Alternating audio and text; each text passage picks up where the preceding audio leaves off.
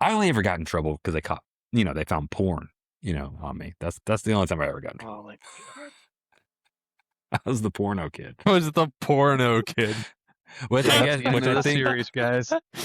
And with that, I make my exit.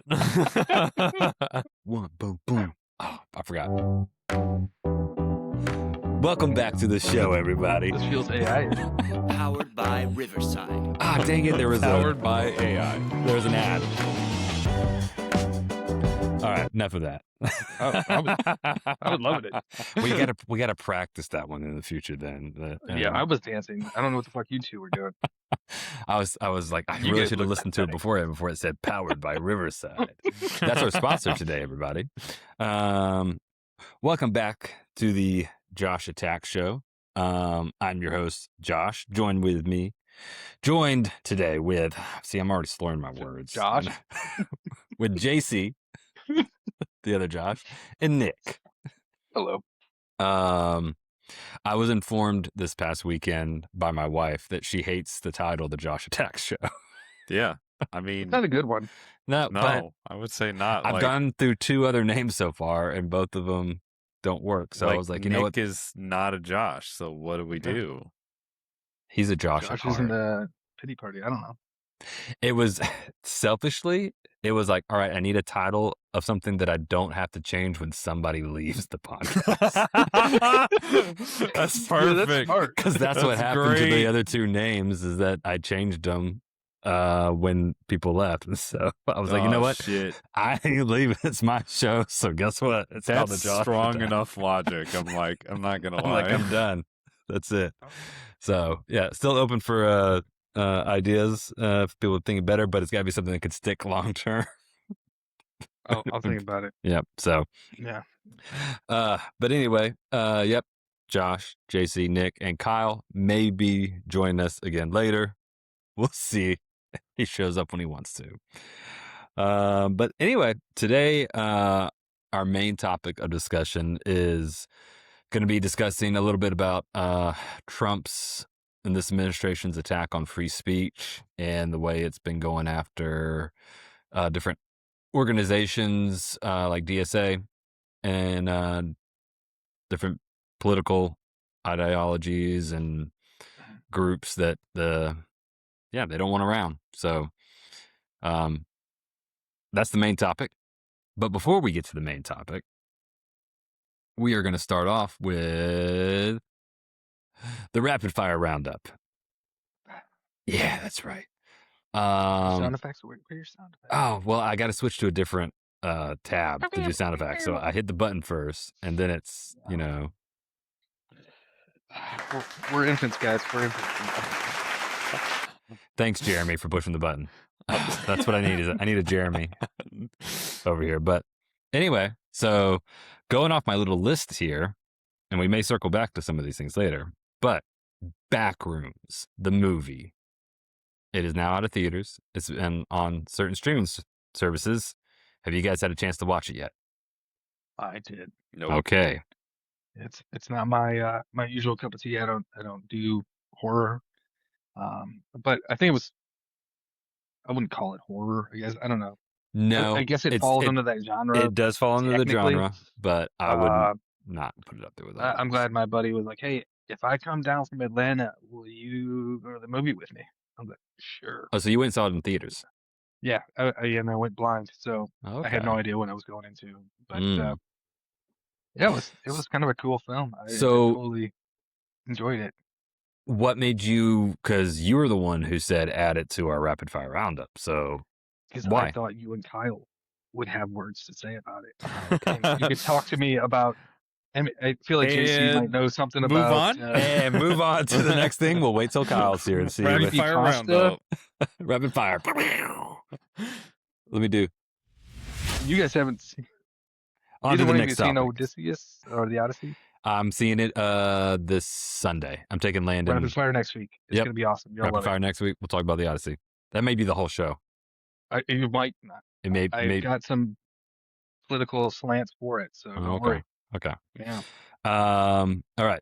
World Cup has happened since the last time we were on. Congratulations, Spain. I'm glad that Argentina lost. It's They couldn't think of a amazing more racist, how, Nazi-loving country, so how they went down. thankfully the World Cup shined a light on Argentina of something that I've known for a long time about them. Yeah.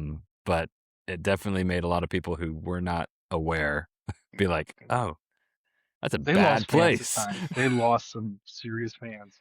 No wonder Which- our government gives them a lot of money. Mhm. So Yeah, I enjoyed it. because their leader is the guy with the chainsaw that came on stage with Elon Musk. Yeah. Oh, really? Okay. Yeah, we've given them Millet. billions of dollars to support their government because they're broke after he Yeah. cut everything. So It's weird how that works. yeah, talk about a handout, my tax dollars. But yeah, no, World Cup game was exciting. I thought it was very nerve-wracking because soccer is a game that you can be up 95% of the time and be I mean, ask England.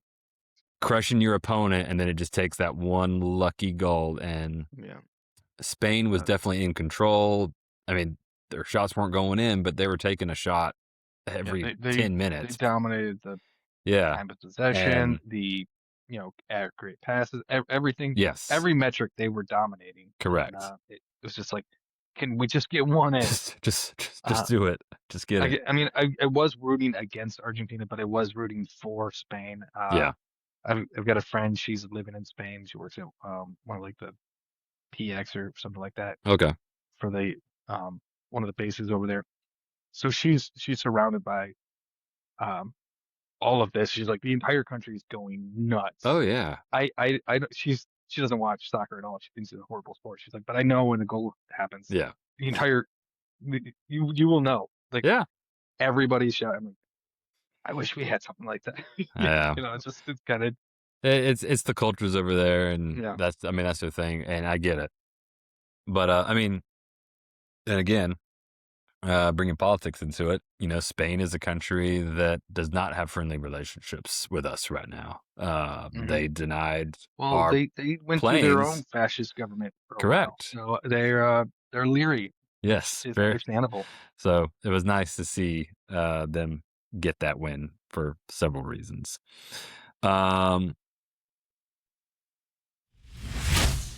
Next topic. MLB trade deadline. Nick, you're the one who suggested that. I'm just waiting for Detroit to trade off Next. the ball. LeBron James. That's all I got. LeBron James goes to Philly. He does not retire. When should he retire? I think it should have been 5 years ago. I don't dislike LeBron James, the human being. I'm not a huge fan of LeBron James, the player. The player. But I don't really like superstars in any sport, honestly. So, but good for him. It doesn't change the cost of tea in China for me. So why don't you like superstars in sports? Is that kind of like your political Because socialism applying to sports, where you want everybody to be the same? And I've never had one, so in any of my sports, okay, all my teams have had to be teams. And that's why they don't win. The Lions. Well, I mean, we've had a few teams beat teams in there. Yeah. I mean, you're a Spurs fan, so I mean, you know exactly what I'm talking about. We got we've had superstars. We've had some superstars, but for the most part, it's a team. Oh, very much. No, I agree It's with. not like one guy doing it all. I mean, Wimby though, he's that. I mean, he's one guy doing it all. But yes, no, I agree with you 100%. And I'm not no disrespect on LeBron as a person outside of basketball. I don't like him as I respect his game as being one of the greatest players. I don't put him above Michael Jordan. Michael Jordan's still the number one for me.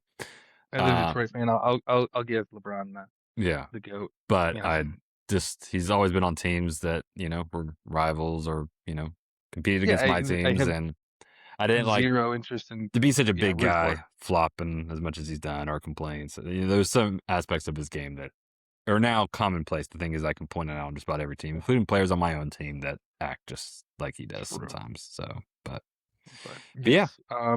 Good for him. I mean, I think it's good for the NBA in general, but yeah, don't really care much. Yeah, no, I agree.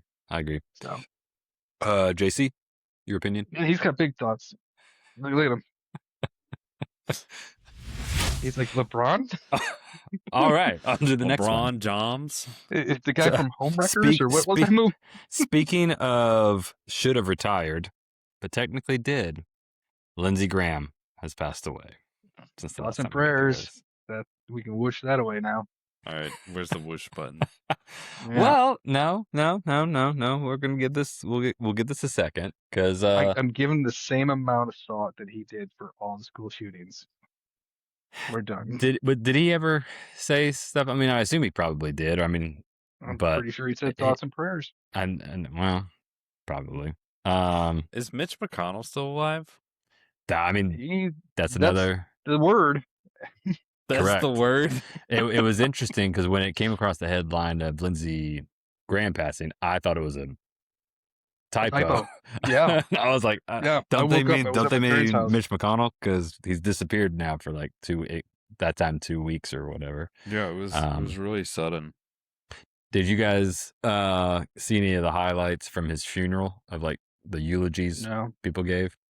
No, I only heard that Netanyahu was in town. I watch and, all politics, JC. It's important to understand and see what the other side is doing in order to better understand and was combat his it. funeral live streamed? Yeah. I'm sure a good portion of it. I mean, he was very disagree with a lot of the things he stood for and did, but very powerful in his own way. And in the words of Trump at his own funeral, Lindsey never met a war he didn't like. Wow. What a neocon. Yep. Oh man. Yep. Never met a war he didn't like. Great man though. Great man. I think it was Sean Hannity got up there and talked about how much he loved Lindsey and that he's sure that up there in that great place in the sky, Lindsey has a mansion because when you die you get a mansion in heaven. According to how many virgins? That's the other religion. That's not Christianity. Are you sure? I'm sure they've co-opted that too. Possibly. And he said, I'm sure it looks a lot like Mar-a-Lago. And I'm sure he's probably even maybe he probably even has wants to get a replica of the White House even. And I'm guarantee you he's commissioning the angels to build him a great big ballroom. Cause there's one person that Lindsey loved more than anybody else. Fucking real? Are you? And that was you, Trump. He loved you. No, that's a real. No, it's not. You can make me read it verbatim? I'm going to find it.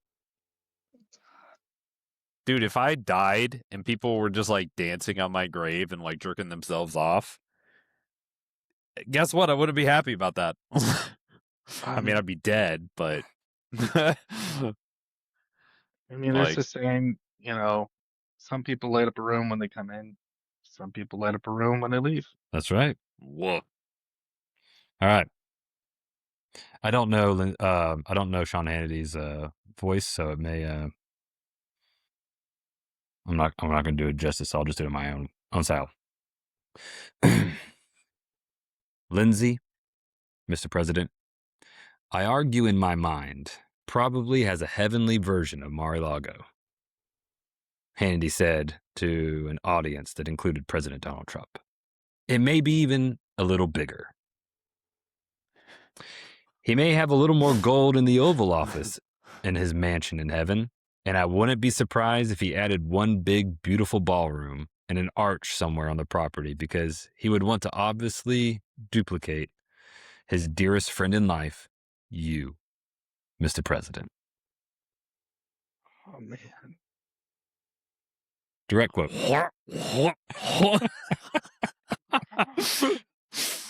Wow. Way to really double barrel. Wow.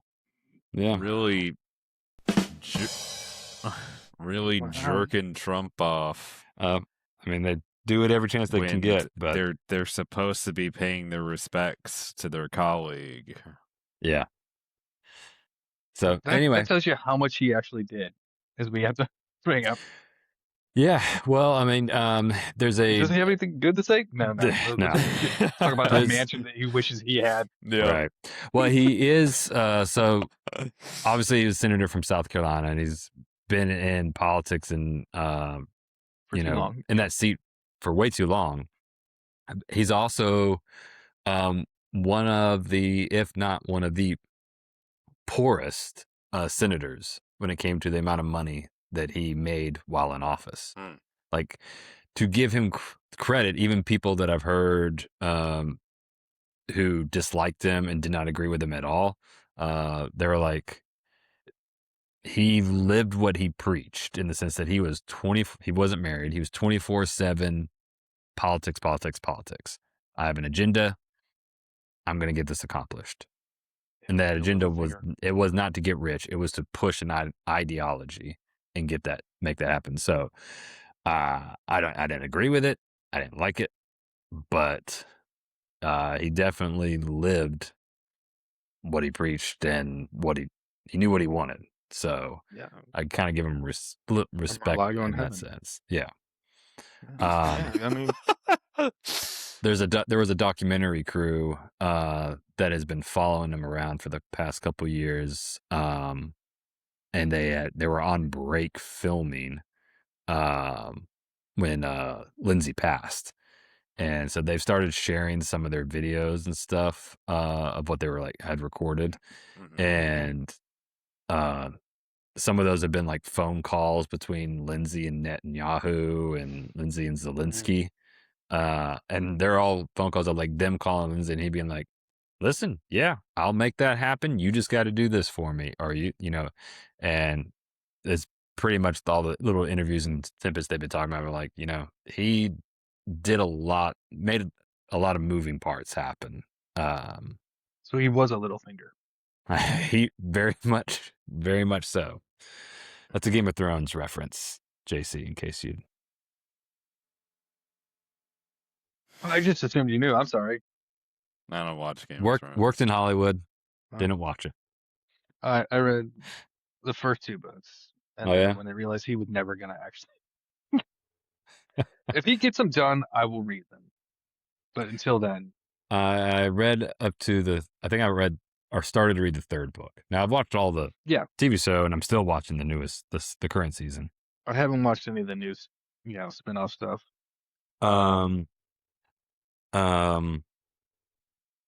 Not the House of the Dragon, but the little mini series that came out earlier this year. Oh yeah, I totally forgot about that. That one was really good because they were like 30-minute episodes, and they weren't they were serious but not serious. So it was I could do that. Yeah, they're pretty good. And they're not really connected with anything else. So, and the characters are really likable. So I really I recommend watching that one for certain. I recommend watching the original Game of Thrones, except for season 8. Skip that season. Skip the final season. Honestly, it did exactly what it needed to do for George. Like, everybody realized the show was great, the books are great, until then they're like, now we need that book.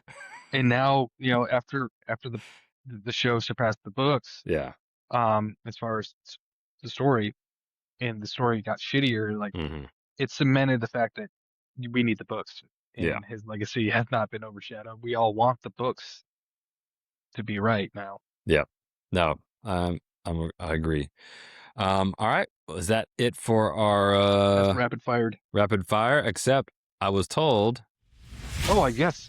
I gotta. You have a rapid fire for us today.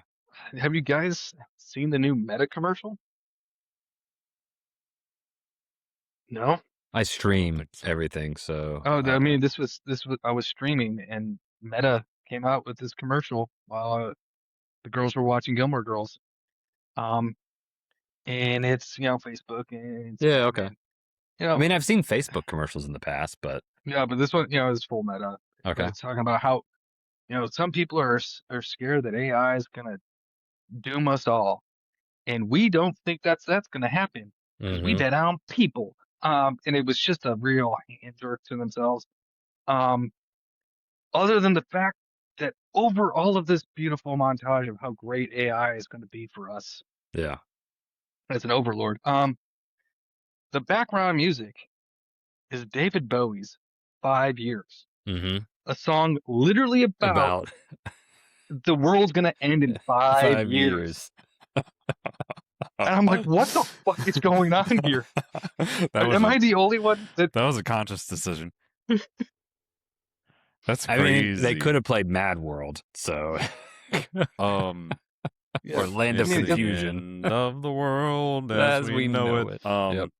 So I don't think they knew it though, because I mean, the song kind of lists off like, I see this kind of people, I see this kind of people, blah blah blah, and that's what they're highlighting people coming together.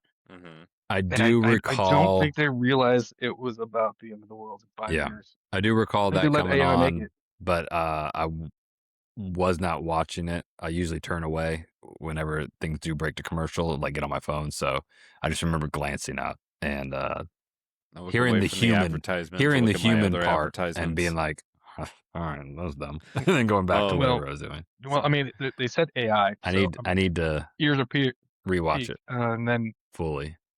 David Bowie. I mean, the rise and fall of Ziggy Stardust is one of my favorite albums of all time. And I'm just like, what is going on? And I'm just watching. I'm glued to this commercial now because I'm like, how did they desecrate Bowie? I mean, I've seen plenty of the the spyglass, the camera, and the glasses. Oh yeah, which are also AI powered. Which I really hope that your buddy and his wife that had the Meta glasses aren't still, giving free data to Meta. But that notwithstanding, hey, I saw that there's some coming out that's going to utilize Gemini. So I may be looking Sorry, I'm getting a Discord call. I was look into that. It was an AI phone call. Ooh, can I silence this? Okay, so what I was gonna say is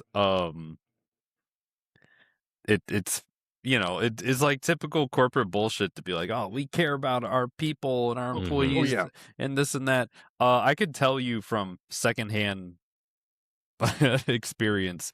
I have a friend who works as a contractor for Meta, and over the past couple months, they installed this thing where they had like an AI follow their keystrokes. Yeah. And so basically their work was training this AI model, which was going to replace them. They started to organize, and very shortly thereafter, thousands of people got fired. And replaced with this AI bot. So not surprised in the least, but they care about people. Yeah. That's what that commercial told me. It's the bottom line. People. We're the freest country. They're the people company. You just say things. Yeah.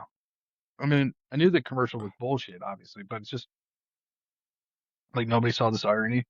Like how can every moment be more bullshit? Well, thanks for bringing that up, Nick.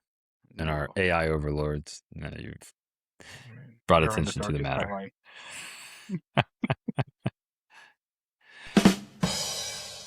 That was the wrong drum roll. There we go. That was the one I was going for. Anyway, that was the rapid This is fire how you roundup. know it's not AI, kids. That's right. We fuck up every moment. That's right. We do. That was our rapid fire roundup, everybody. So appreciate you sticking along for it. So do we want to shift into the main topic discussion? Sure. Let's do it. I'm going to be honest. I'm going to let you guys take the lead mostly on this because especially you, JC, since you're the one who kind of spearheaded it. Well, it was something to talk about. I don't know about a main topic. I didn't like do research or anything. Damn it. Again. I mean, you're working with trained monkeys here. My, Not that good. my back hurts from carrying this thing. This is your thing. This is why it's called the Josh Attack. He's Josh too. We're the guests. He's Josh too. We're the guests, dude. Wait, I didn't clarify which Nick Josh. had a podcast to be. Well, what the fuck are we talking about today? All right. The title is the Josh Attack, not the Josh's Attack. Maybe I should change it to that now. Because I'm gonna love it even more. That's an even worse title. All right. Well, anyway, yes. So the main topic that we were, and you're correct. It may not be the main topic because I know what I really want to get to later. But Oh hell yeah! But for now, I figured we'd talk a little bit about this administration's attacks on different groups, like DSA and socialism groups, and I think you had mentioned one, Josh, in our text thread. I mean the Oregon, branches, People's Forum. Yeah, branches. Yeah, breaking through. Or Correct. So when I say like attacking free speech and stuff, it's making it, doing whatever they can through passing laws, suing, taking people and groups to court. Yep. Subpoenas. Subpoena, yeah. In order to make it harder and harder to say or do anything that they don't agree with or they find, negative. I mean, so I will say, I feel like this is an agenda that somebody like former Lindsey Graham had been laying the groundwork for. I just think this administration's the one that really, it's like, we're going to fucking do it now. But I think they've been wanting to lay this out. Like, this is a plan they had before Trump, went on an elevator or escalator, whatever you call it. Yeah. Well, I mean, when I was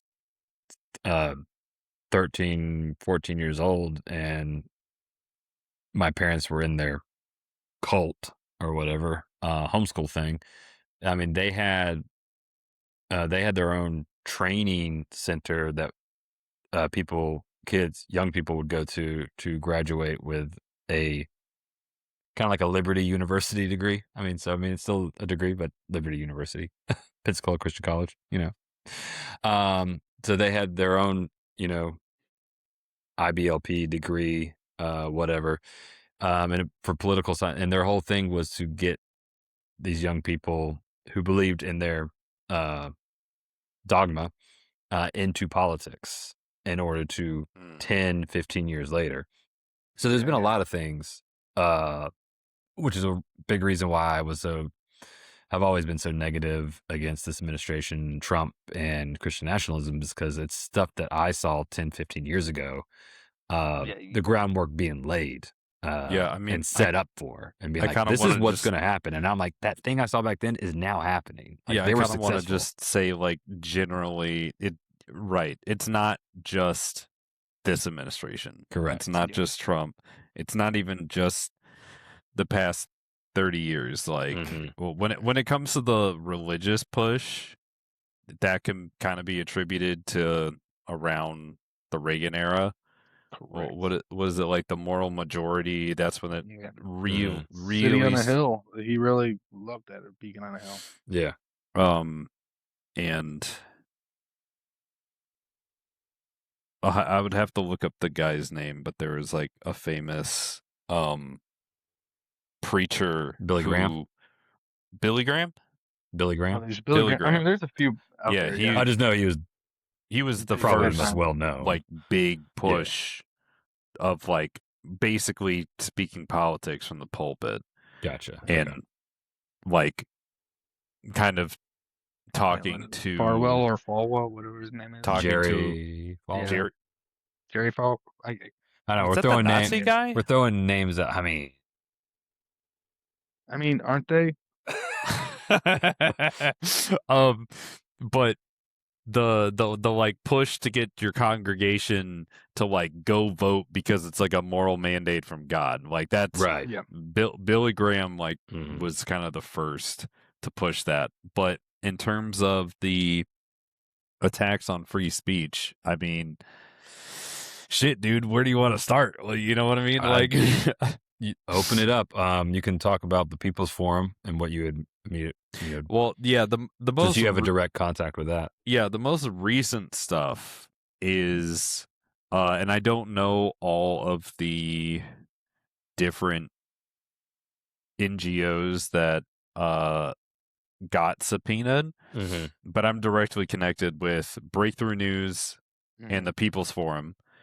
Both are like branches of the PSL. One is, Breakthrough News is the journalism. The People's Forum is just like an educational thing. They just like have speakers. Mm-hmm. And so yeah, they're getting subpoenaed and like getting all their data pulled, and so they're like, well, shit, we're about to go to court. Like, and as nonprofits, you don't Right. exactly have a bunch of money laying around, and you certainly don't have money. And the to people that are taking go them to court have endless You don't amount have of court money. So No. And that's Yeah. what they're banking on. Correct. basically, Yeah. is that you'll fold because you don't have, the financial resources. And then you're saying To the defend DSA is also getting subpoenaed. I'm not aware of that. no, okay. I'm just referring to the when it comes to the DSA. Obviously they're riding a wave right now of popularity, but they seem to be that they're the ones that when you turn on Fox News or any sort of talking head, that's who everyone's going after and attacking and being like, oh. I mean, there's a lot of different but they're ways. also the biggest of all the socialist aligned groups. There's a lot of different ways to look at like the repression of free speech.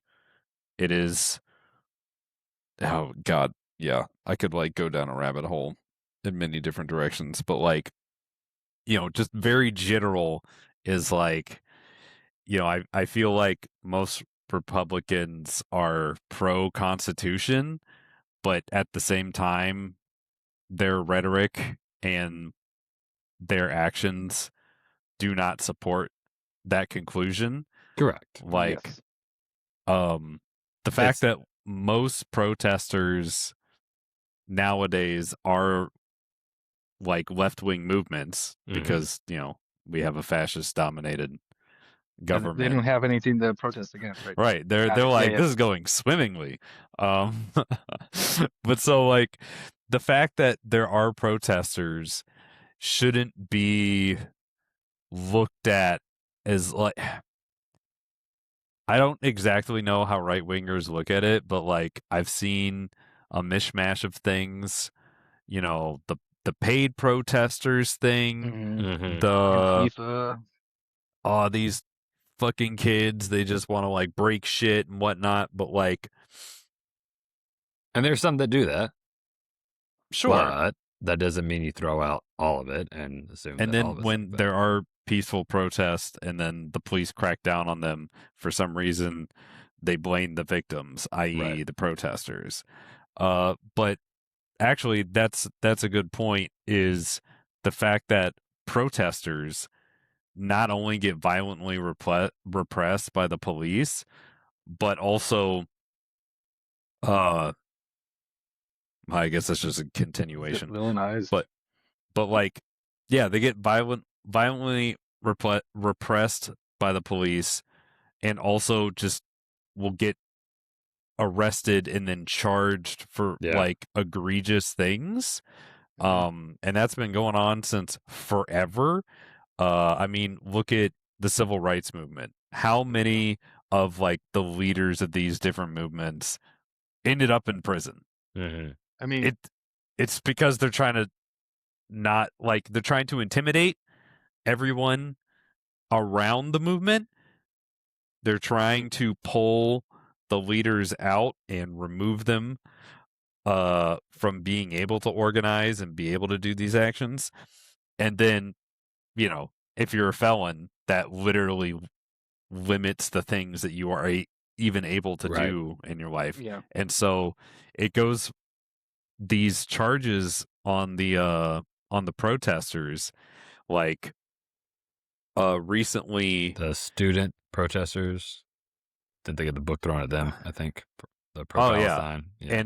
And they get intimidated into not protesting because it's like your potential careers on the line. Yeah. Because if you protest and you get arrested, well, you're going to lose access to your diploma. You'll be expelled. You'll whatever. Yep. That's an obvious sign of intimidation and Yeah. It's not repression. a natural consequence. I'm sorry. That is retaliation. That is blacklisting, bullying. It's McCarthyism at its finest. And which I think they've because been it's not happening to openly them, they're fine recently with about it. wanting to bring that back. Like McCarthy, they're like celebrating it now. Yeah, like the whole Red Scare thing. Now that socialism is on the rise, they are like overtly like, we have to go back to that. We have to go back to the Red Scare bullshit. It's just like, good night, good luck. Well, I recently, and this was you never watched that movie? It's a really good movie about which movie? an anchorman. I can't remember his name. I watched Anchorman. Yeah, yeah, that's a great movie too. But he fought against in his own way, desecration of the First Amendment and McCarthyism. And he would always end his show by saying "Good night, good luck." And I think it was directed by George Clooney. It has George Clooney in it. I didn't watch it, but I remember. It's called "Good Night, Good Luck." Good luck. It's I don't think 15 years ago. It's at least 15 years old now. Yeah, but it was a really good movie. I mean, if you care about this shit, which I assume people that watch this or listen to this podcast kind of care. Yeah. Well, I mean, not to sidetrack it a little bit, but like I mentioned off camera, my sister had visited. She actually just got back from a 2-3 week stint doing like not like search and rescue, but delivering supplies to Venezuela because of the earthquake. That's noble. Yeah, working for organization and kind of do that. So it was different, but in our conversation, talking about it, like at every opportunity, she would be like, "And you know they can't do this because they're a communist country, and you know that this because of a communist country." And I'm like, "Slow down. Okay. Explain that to me again." Now, why do you think we say that communism can't work because we have, quote unquote examples of communism not working, right? But we never desecrate capitalism because we have a gazillion, ways and events that show that capitalism run on its own doesn't do well. But that's the whole, again, are kind of going back to pointing out the Red Scare, the trigger words that they've been taught to. Because after she mentioned it, I was like, so just out of curiosity, like before you went to Venezuela, like what did you know about it? And it was nothing. I knew absolutely nothing except that, Trump took out Maduro. That was cool. And I was like, okay, so who did you guys sit down like as a group to say, hey, tomorrow we're flying down there to do this stuff. Here's a little background about the country. No. Did you talk to any of the people there and like have people that explain to you? No. I'm like, all right. I don't. Doesn't sound like you experienced that country at all. Correct. So anyway. So speaking of just like going off of whatever you're told, I'm really curious. I mean, I can like kind of imagine, but I'm really curious what the Fox Entertainment type peoples are saying about socialism, because the last couple weeks when I'm at the gym, fucking Planet Fitness just has like a whole wall of TVs and Fox News at the bottom. I'm sorry, Fox Entertainment will have kind of like whatever topic they're talking about. And for the last few weeks, and I think we did talk about this, but like the fact that they are often talking about socialism, at least the last couple of weeks, and and like I can't even really imagine what they're saying, because they were like literally reading off DSA's like their mission statement or something like that, and they're just like, healthcare for all and workers deserve better. And well, That's how they like every title card was like, that sounds dope. Like, like a normal person be like, yeah, that makes sense, and they present it as like, what a fucking joke. Yeah, like, get rid of the Senate, idiots, because it doesn't make sense. But well, we live in a culture that has been promoted for as long as I've been around, and I'm sure generations before, of the whole, pull yourself up by your bootstraps, and you get in life, you get what you get out of life is what you work to put into it. And so the idea of, again, coming from family who, hey, a poor person is on Medicaid, or needs help with the groceries, SNAP benefits, that's just seen as a bad thing to a lot of them. Like, that's not a good thing. So yes, when they say things like universal health care and things like that, that now we're like, that's a human right that everyone, and we shouldn't be fighting over it or making it you have to earn this amount and be part of this part of the society in order to get it. And also, if you have to use your medical insurance, you shouldn't be saddled with hundreds of $1,000s of debt. Well, maybe you should have had $100,000 to go along with that medical insurance. Maybe you didn't work hard enough. I don't want to call people out, or too maybe hard. I don't maybe know God didn't bless you. Call them out. God didn't bless you. When they say things like that, it just sounds like a giant racist dog whistle. I mean, it is. I mean, a lot of it is. Can we just call it what it is? Like, you don't want to be black, do you? Like, that's what black people need. Like, well, I'll say that there's and I'm sure there's a different term for this, but this is just how I'm going to lay it out. There is racial discrimination and racism. There's also class discrimination. Oh, for and so I mean, we need to be talking about not left right, but top bottom. Correct. Situation. Have and have nots, but that's not the conversation we want to have. There's very much a lot of that deep down. If any of you all want to look more into it, I've recently been watching a YouTuber who's been around for a long time named FD Signifier. Okay. And recently watched one of his videos and I've talked about this with other people, but he's just like the most recent in my mind. Basically talking about how like the poor white Americans will vote against their own best interests because of white supremacy, because the idea that black people who were lesser than could like receive the same thing as them is such a like ideological turnoff that they will like the idea of universal healthcare being a thing will not be a thing until white supremacy is gone in America, or is no longer the hegemony. I mean, you have the race issue. I once knew a guy during the Obama administration. He was near retirement or military, and he didn't like the idea of universal health care because that's how they sold him on being in the military. Like, well, I earned my universal health care. Yeah. Like, I earned the health care that I get. So if it's universal health care, like, well, what the fuck did I do anything for? I mean, it just feels, in the most base way, you can be like, I hear you, but a healthy society helps everybody. Yeah. And Correct.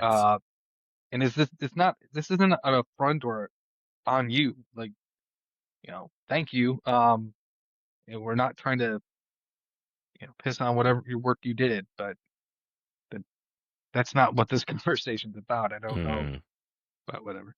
Yeah, I mean that Um, kind of ties into the poverty draft a bit, where it's like, Mhm. okay, I can't afford anything. If I join the military, then I'll get free education. I'll yeah, get free health care. And it's like, or you can become a senator and disappear for a couple months and still get paid free health care. Yeah. And that shit's crazy. But the fact that, like, I partially understand the perspective where it's like, you like broke your body, Mhm. you were indoctrinated into this way of seeing the world. You were sent over there, you were fucking used, you have PTSD, and then you come Mhm. back and you get your little benefits. Mm-hmm. So yeah, I could see The annoyance. people being brought up to like what you're being given for working really hard. I could see being frustrated with that. But then, like, But you that's shouldn't have been conned in the first place. That's what we're saying. yeah, like that's a really narrow way of looking at it. Is like, yeah, but why does America need to be throwing people into that situation? Correct. Yes, and that's kind of what the end, agree to disagree sort of. Right. But I had a different buddy, years later. He he was in the army. He's like, he would talk to his other buddies, and they're like, oh, you know, I don't know, socialism, blah blah blah. He's like, like the U.S. military is like the biggest socialism program there is. Like, you get the health care, you get education, you get like this is, and it's all like you didn't do any more than the other guy that got it or didn't get it.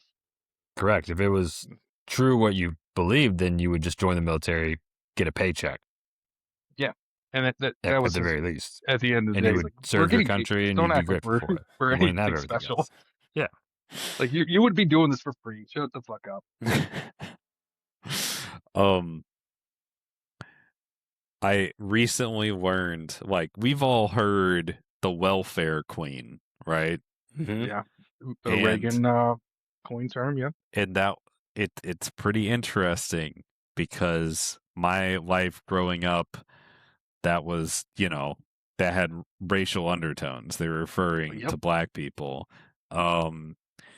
I'm 34 and never have I ever seen whatever the fuck they were talking about. And what's funny is, You haven't like, lived long enough. in the news, like the there's a specific woman who was coined the welfare queen, and it was a white woman who did welfare fraud. Think about that for a second. Mm-hmm. Every time welfare queen is mentioned, everyone is basically In your mind's referring- eye, what you see, they are referring to a black person. But the reality is, the first welfare queen, the real welfare queen, Yeah. was a white woman. Do you know the average person who is on like welfare and SNAP benefits is? The average person is a single mother with 2 kids. A white single mother with 2 kids. I believe it. I see it in my And job.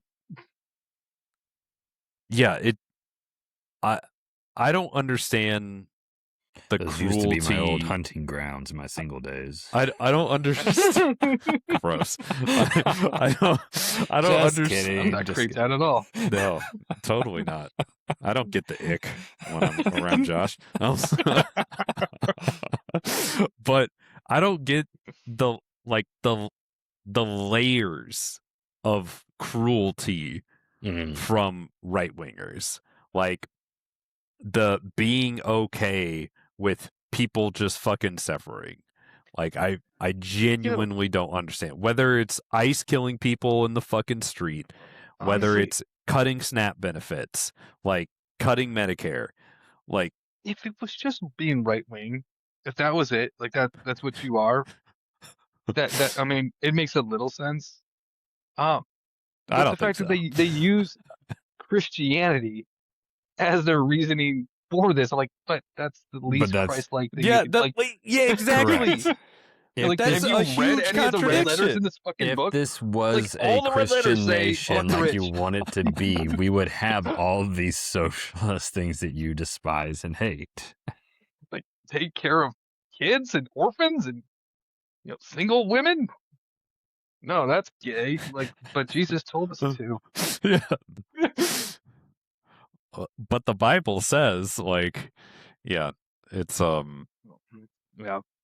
it's interesting when you're like atheist agnostic and you're like quoting the Bible back at Christians to be like, oh, Yeah. why don't you see this? Like, like, what are you doing? I have a Jeffersonian Bible where Where he pulled out the verses he didn't agree with. Yeah. That was an interesting read. I'm like, oh my God. I honestly, I grew up Catholic. I have never read the Bible front to back or anything like that. But I mean, I could tell you some in stories. Catholicism, if you go to church every Sunday, like you've read the Bible in full after like 4 or 5 years or something like that. I don't know. Whatever. But like reading all of what's the red letters through Jefferson's eyes, like man, Jefferson, no wonder you didn't like release this out to the public because right. he's really damning himself. Like, fuck the rich. Yeah. Yeah. I mean, it is interesting. And I know I've harped on it in the past a lot. The disconnect between, what they preach versus what is practiced. yeah. I think we harp on it because it's so fundamental to what's going on here. Like, yeah. Like it's just like there's a cognitive dissonance that we're Well, having we grew up with these people. I'm like, extreme. I just don't understand. Like, you're a human being, like, so you shouldn't want this. But on top of that, you saying you use this religion as your guide, and your religion is telling you to not be this kind of person. Yeah. And somehow you've subverted that to mean, they're pushing when the door says pull. But if you're watching this episode or listening on your preferred streaming service, and you do believe in all these things, please reach out. Would love to have you on the show to talk more in depth about it and to, hear your points and see what happens. Have your people reach out to my people? Just not these two guys, because they won't do anything. Yeah, we're fucking lazy.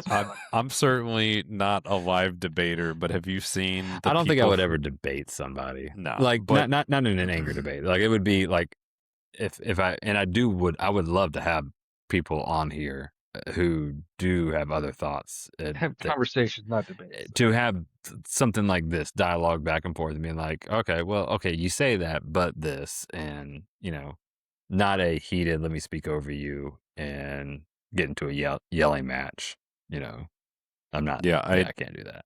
I respect the people who are like quick-witted enough that like when someone says something, instead of being like stunned by how fucking stupid it is, they clock it and they're like, and then they craft an argument in their head. But like I've watched a number of Instagram videos and some YouTube videos kind of breaking down more long form content, but on Instagram they'll like cut, they'll be live streaming and they'll have like callers call in like it's a fucking radio show.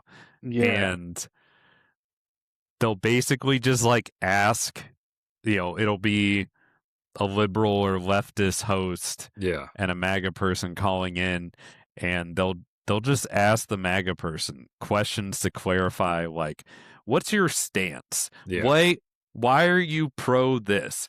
What is your vision for the future if you got your way? Which is a hilarious thing to not know how to answer. But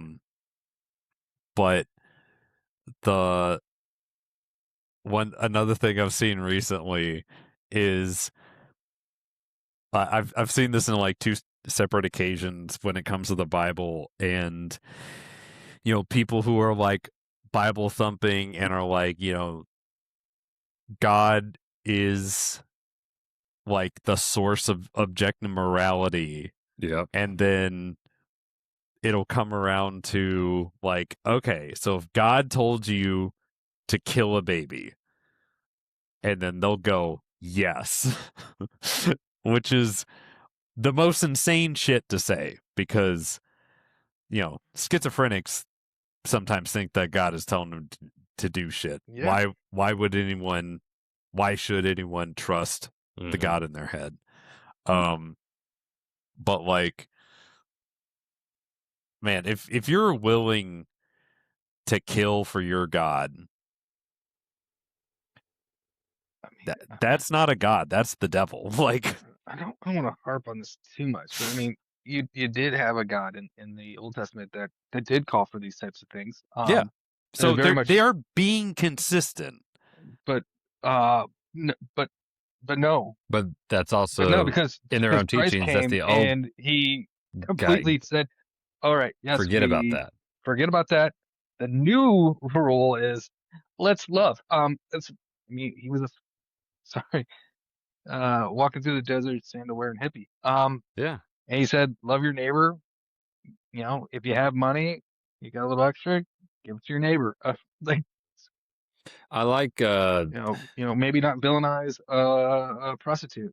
yeah. Maybe they got hard times. I like going down the rabbit holes, especially with like Alex O'Connor and his stuff, where he talks to theologians and they look at the possibility or the evidence and stuff when it comes to possibility of, or like say the scriptures and all that are true, then is the God of the Old Testament dead, so to speak, Okay, sure. and I like this idea. there's now not the New Testament is a completely different experiment. God, to an extent, or, kind of like it doesn't change the overall story per se, but he there's certain verses and things where they talk and he's like, this is actually points to that something really drastic happened in the heavens, really, that we don't realize. Or so Okay. I like going down those rabbit holes of alternate thinkings based off readings of have the you scriptures. watched Dan McClellan? Yes, I've heard the name a lot, and I may have seen his stuff. Oh wait, no, he's Data Over Dogma. Yes. I subscribe to that channel. Okay. Sorry, not good with names. Is that his channel name? Yep. Oh. Yeah. So he's like an ancient Hebrew scholar, and so when you're talking about what does the Bible say, like I think the name of his book is like The Bible Says So or something.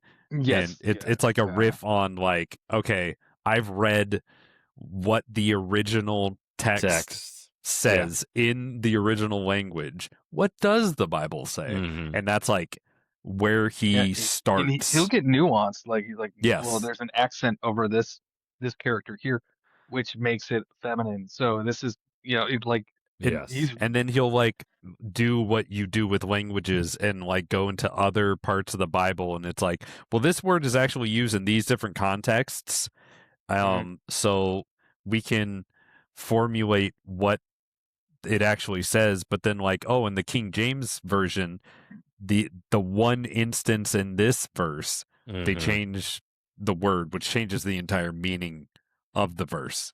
Right. And I highly suggest Dan McClellan.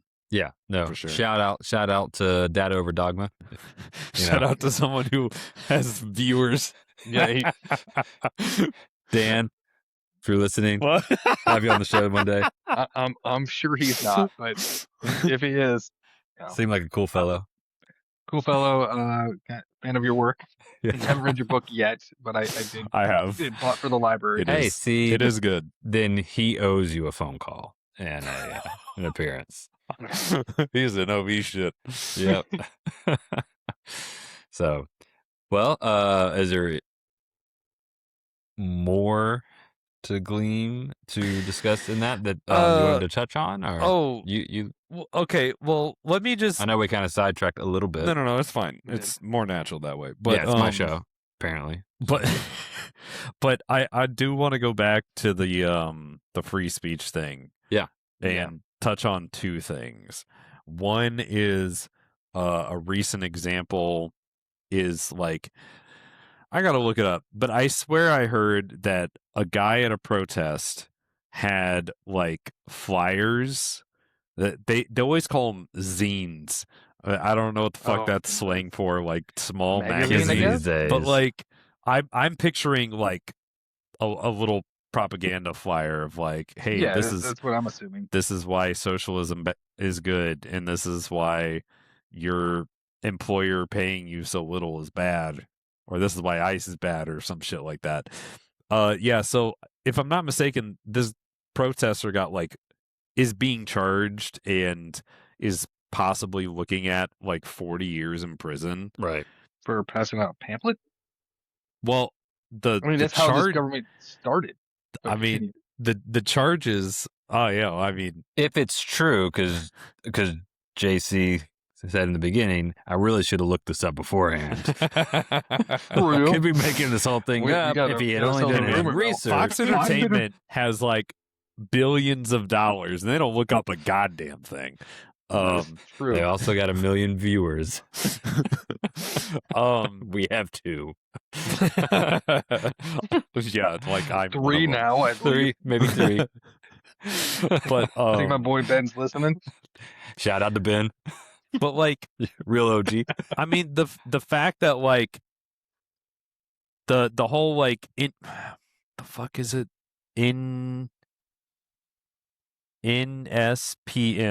NSPM 7, like they might as well just put like, hey, if you protest, you're a terrorist. You're going to be designated. It literally says right here, common threads animating this violent conduct include anti-Americanism, anti-capitalism, and anti-Christianity. Mm-hmm. Extremism on migration, race, and gender. What does that mean? Hostility. Thanks for the shady gray area. Toward those who hold traditional American views on family, religion, and morality. Right. Whatever that means. You can be designated. Nuclear family, man and woman, dude. You can be designated a domestic terrorist. Yeah, what we're doing right now, we're probably going to get 40 years. Yeah. One of our 3 subscribers is the FBI. Way. This is all AI.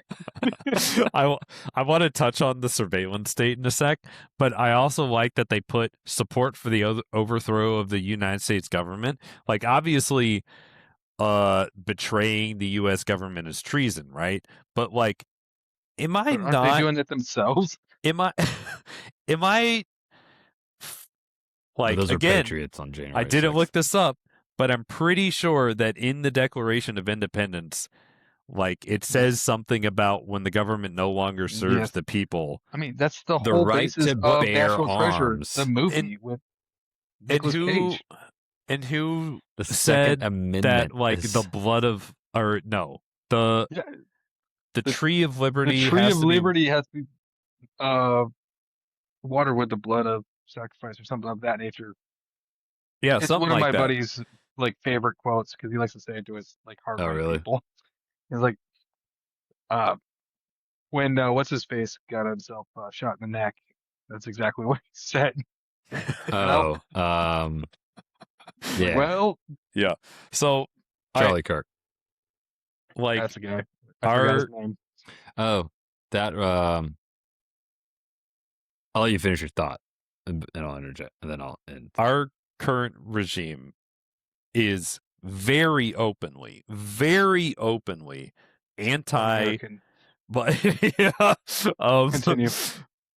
But when it comes to the Constitution and the amendments therein, they are anti 1, 2. There's a bug on me. 1, 2. God damn. This is 4. This is Tane of the show. I got my little Constitution. Look at my Constitution. That's more American. Constitution. You're not a real got the American unless Federalist you Papers carry right around your here. Constitution in your Damn. house. Okay. Okay.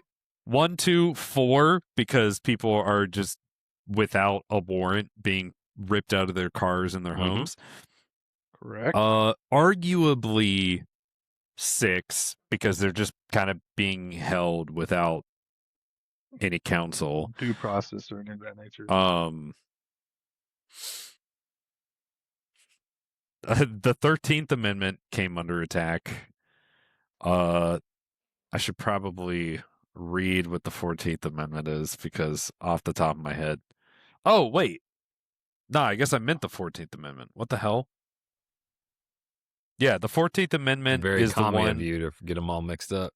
The 14th Amendment. When he sorry, rips Matt. it up, he doesn't. We don't need any of these, right? I mean, we're Sorry. going to rewrite it anyway, so that it, instantiates rights for the people.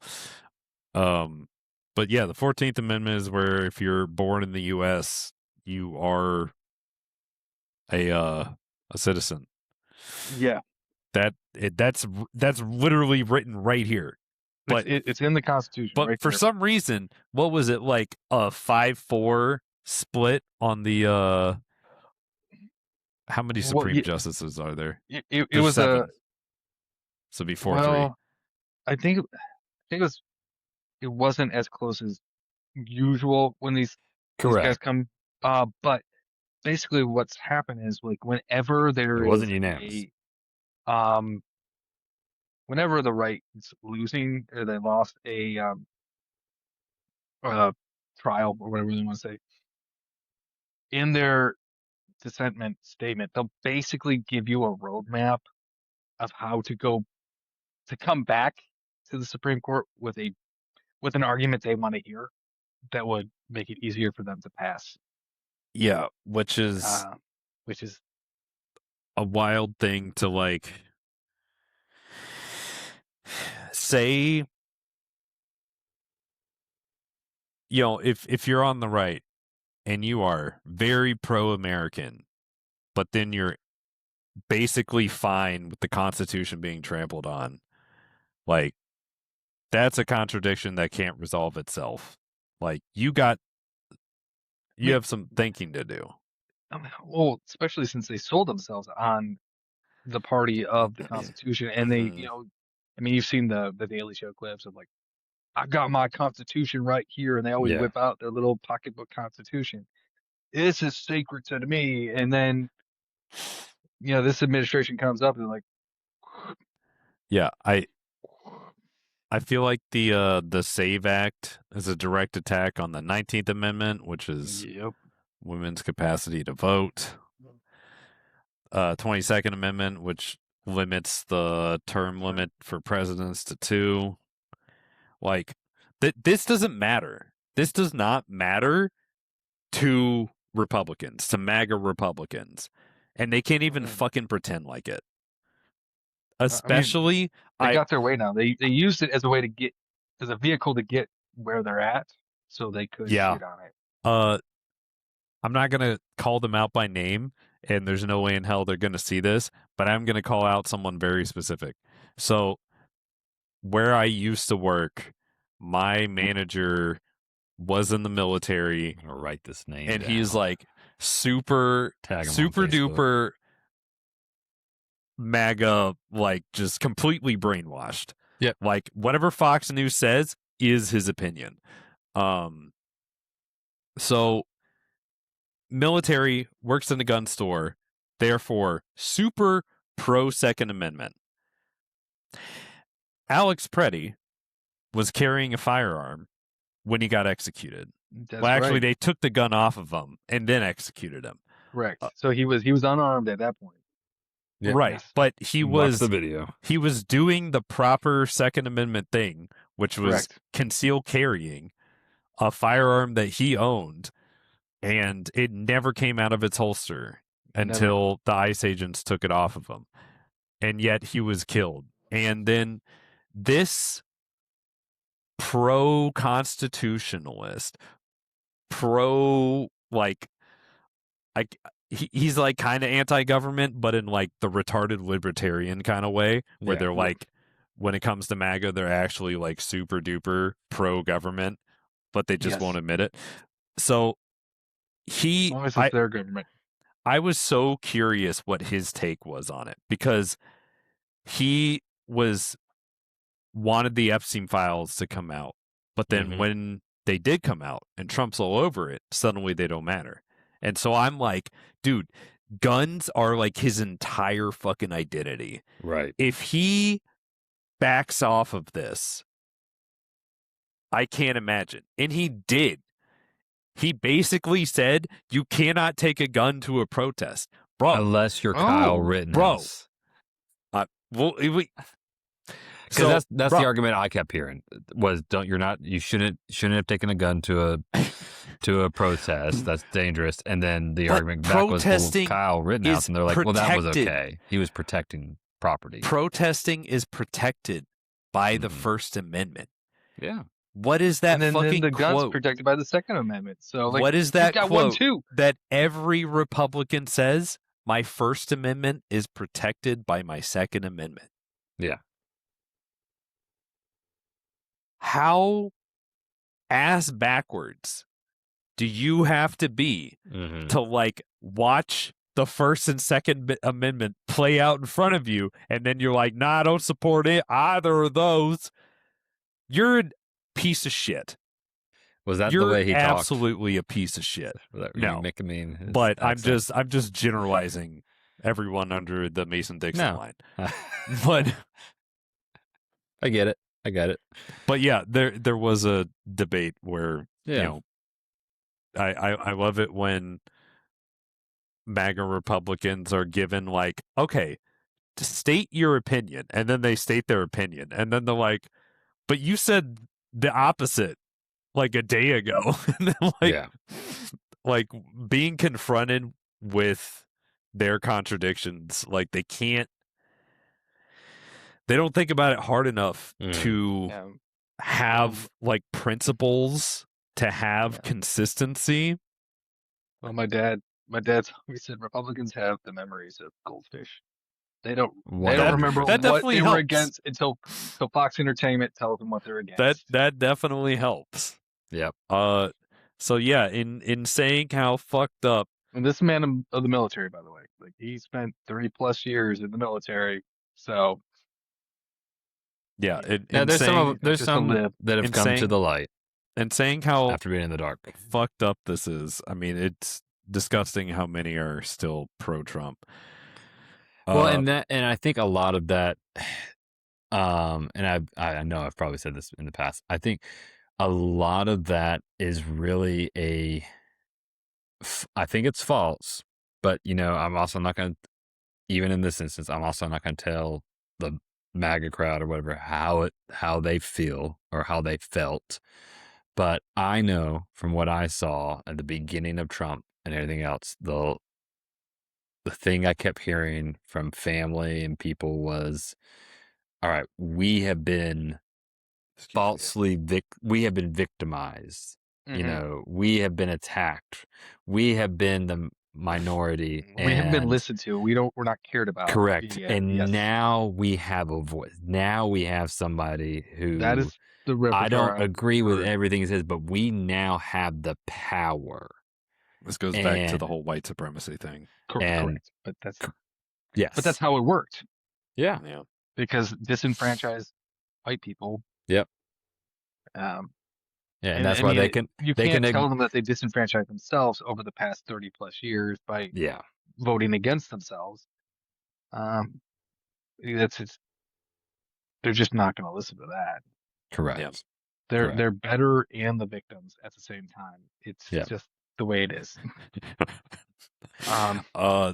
Just real quick, the pro Second Amendment people who are pro MAGA, you would never rise up against a tyrannical government. They're just going to be told who's a communist, and you're going to shoot at them. Yeah, even Maybe though that is the tyrannical government. like y'all fucking were just bootlicking saying, stooge. like y'all were just saying, the current government is actively working against you. It is violently repressing people. This is what you got your AR-15 for. But they're not going to use it.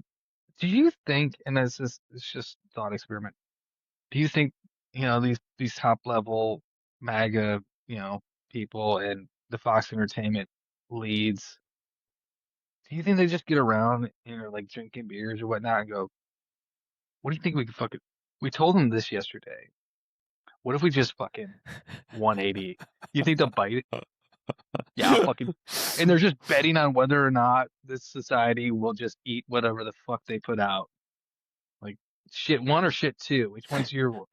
I mean, I'm sure there's somewhat of a conversation that happens. They went from being like, oh, the left calls everyone a Nazi to they don't know what Nazi means to that one guy who was like, we're going to take the word Nazi back. Well, news organizations, Fox, CNN, all of them, they're business now. So they do whatever they can do to make sure that they're going to generate,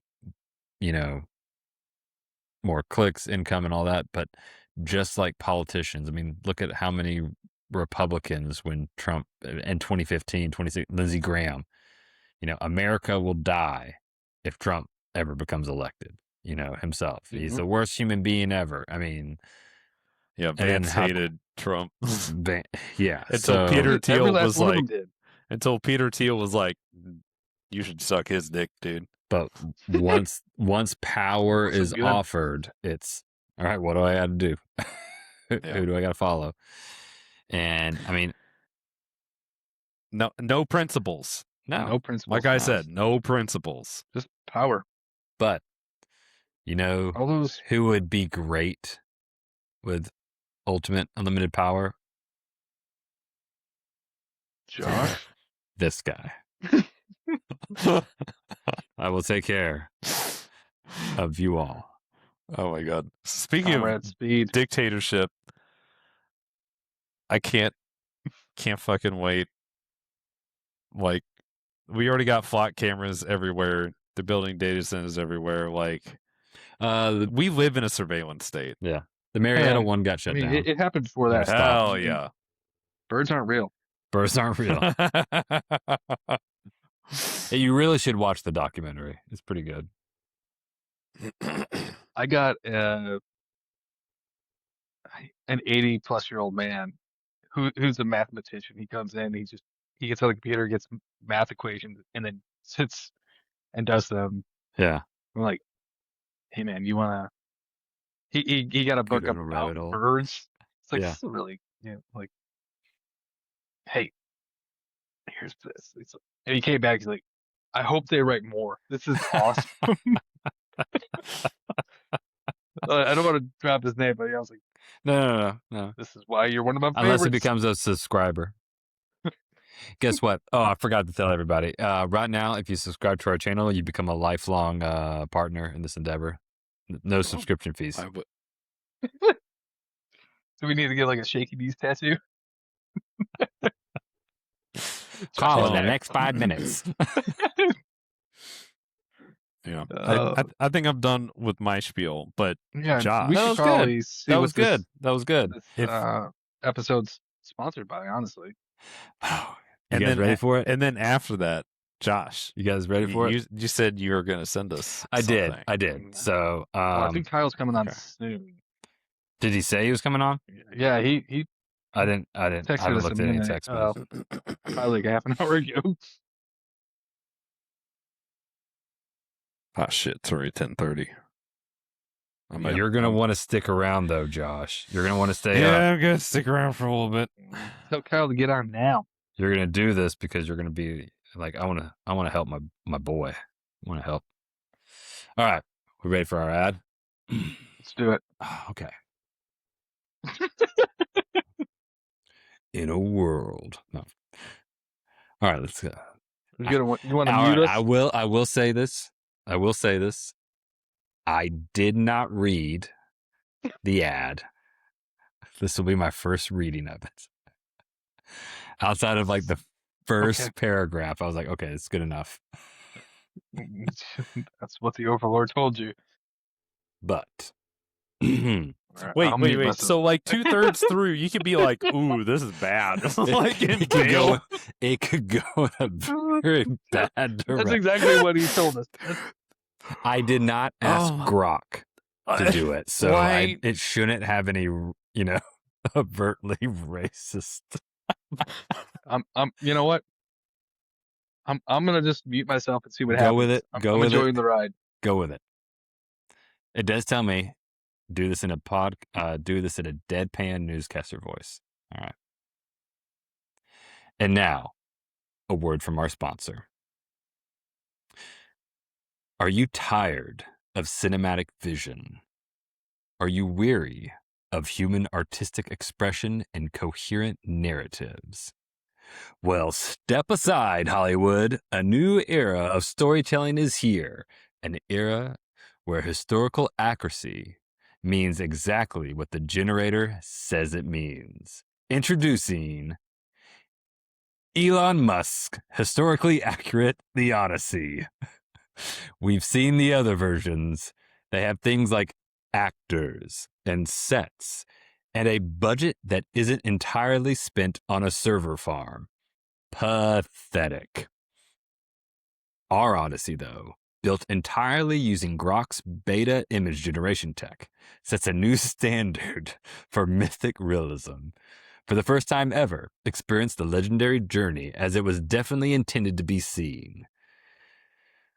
Marvel at Odysseus, rendered here in pixel art perfection, as he commands his trireme while wearing historically appropriate wireless cyber gods earbuds. Because how else would he take quarterly earning calls while passing the sirens? It's just efficiency. It's also beeswax, probably, but the AI won't generate that, so we're leaning into the earbuds. Thrill as his vessel, equipped with our advanced solar panel cell and fully functional-ish rocket boosters, aims for mostly timely arrivals, and face the terrifying mythological Cyclops, reimagined here as, well, as a CRT monitor on a pedestal. Look, the source material said one eye, and the AI delivered. It's mythical. It's mythology. It's not supposed to make sense, so stop asking questions. This unparalleled vision of history features groundbreaking achievements in AI-generated cinema. Wireless earbuds? Seriously, stop bringing it up. A rocket ship? The AI said so. Unexpectedly long voyage? We call this beta testing. And of course, art. Any visual glitches are an intentional commentary on the fragility of reality. As one ex-user raved, it's certainly an interpretation. Don't wait for quality or artistry. Elon Musk, historically accurate Odyssey, is now in beta, mostly. Available now for streaming. We'll fix the rendering bugs in the next patch. Now we're back to the show. Wow. That was something. That was I think that was pretty good. Watch the real one. You'll see how. Yeah, that's true. So when's the real one supposed to come out? Ouch.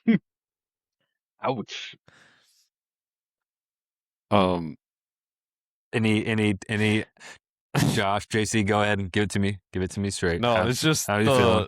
The AI picture that you posted reminded me of another thing where it seems like it's I don't know if it's older people or something, but like a lot of MAGA people post like these AI generated images and memes and stuff, and I can't help but think not only do they not create anything, but also in order for them to get their point across, they have to have AI generate it.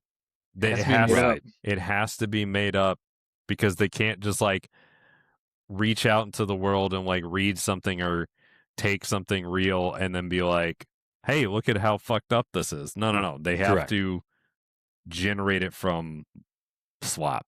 They make swap to try to make their point, which is pretty pathetic. Well, I mean, that's actually a good point that I saw some researcher. It's like, I research for a living. This is what I do. It's what I get paid to do. And I mean, when I assert something, I'm looking for somebody to critique it. I'm actively looking for how my assertion's wrong. Right. And when you say you've researched something, you have to dig. You can't just say you saw this thing. And like you just But I'm right more often if I just look for the one thing that says that I'm right, and I'd hold on to that until I fucking die. Yep. Have you guys seen the videos where it's like some weird MAGA hat wearing like dad bod guy like defending a bathroom door, and then some trans person with rainbow hair comes, said, "I need the bathroom." He's like, "This is a women's bathroom." And then you'll see another video that's exactly the same, but a different like bathroom. So that, like we stuck with the rainbow hair for this context. Okay. Yeah. But, and those are both. Appreciate that you guys did really great production, guys. Both are AI generated. Let's go back to Never once since this happened. I want you to know that, right? Remember, I got 1% fresh Rotten Tomatoes. Yeah, I saw the screenplay by a few prompts. DI. Starring no humans.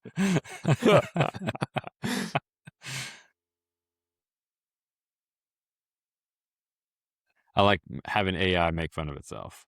That was fun.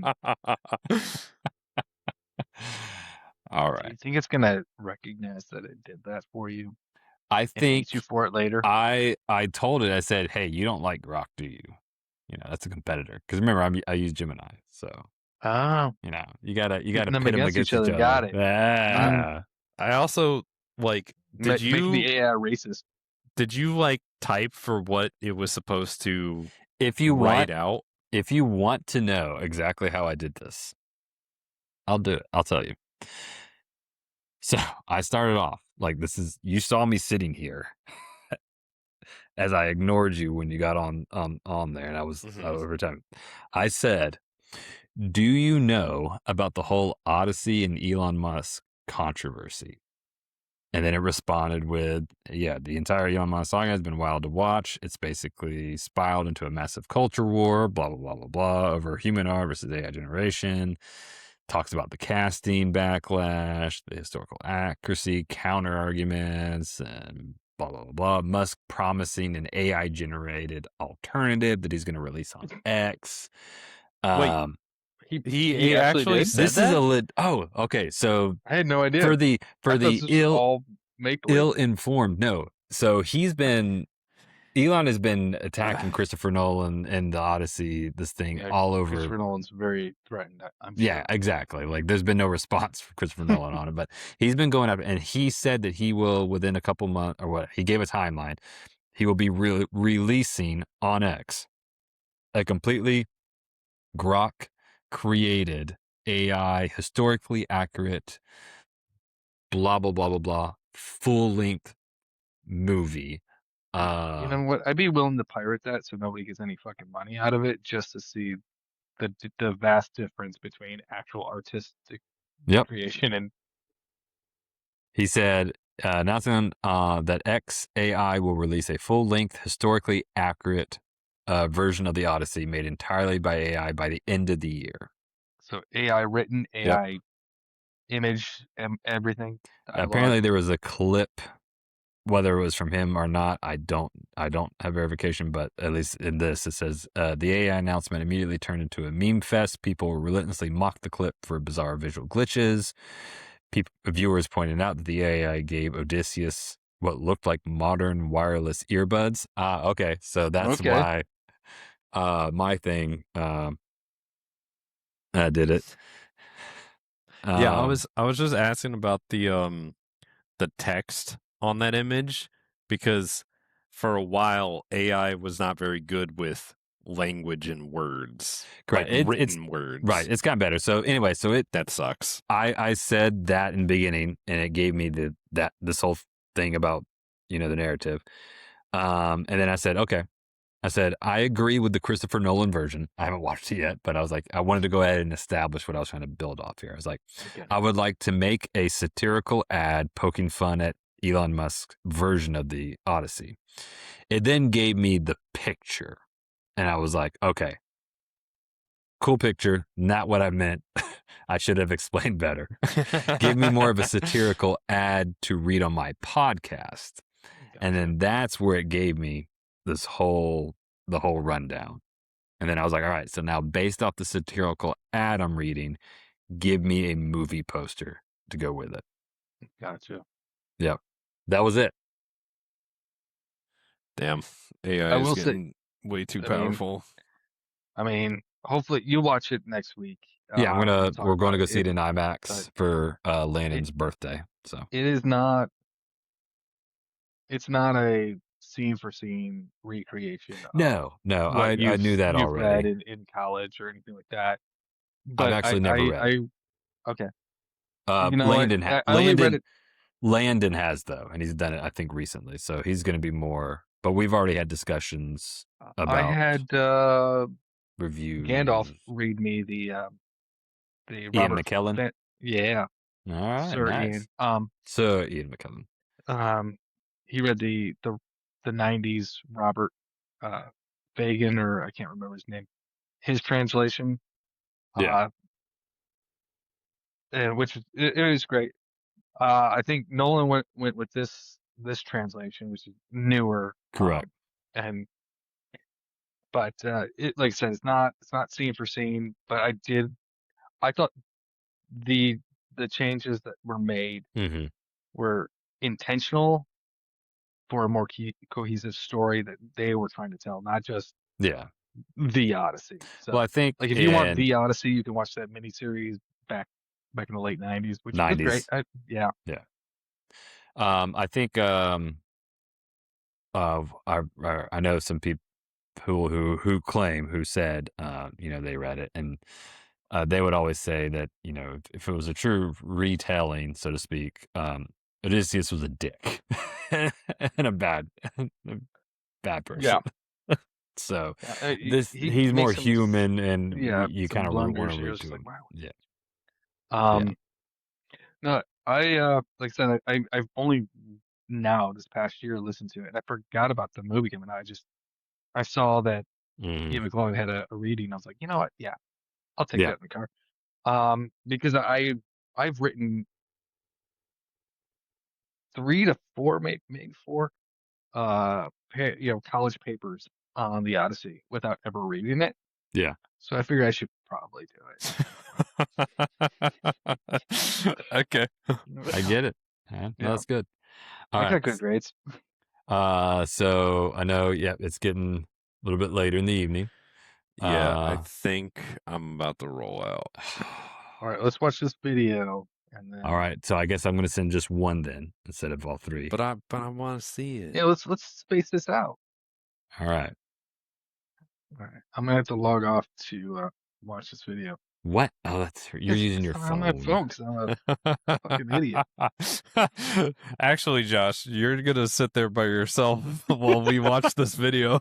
Okay, well, hold on. Before you log out, turn your camera back, Nick, so you're not. Yeah, it's just frozen with you sideways and laughing. There we go. Dang it. What I'm gonna do is that I'm gonna pause. I'm gonna stop the recording. Okay. That's probably a Smart. But That's I'm going to good. leave it open to join back in, and I'll just start recording again once we're ready. So wow. so smart. So to the audience, we're going to be watching something off camera because I don't want to give this person views on my channel yet, and then we'll talk about it. So anyway, We'll roll all from right. there. Okay. Roll from there. We're going to take a pause. All right.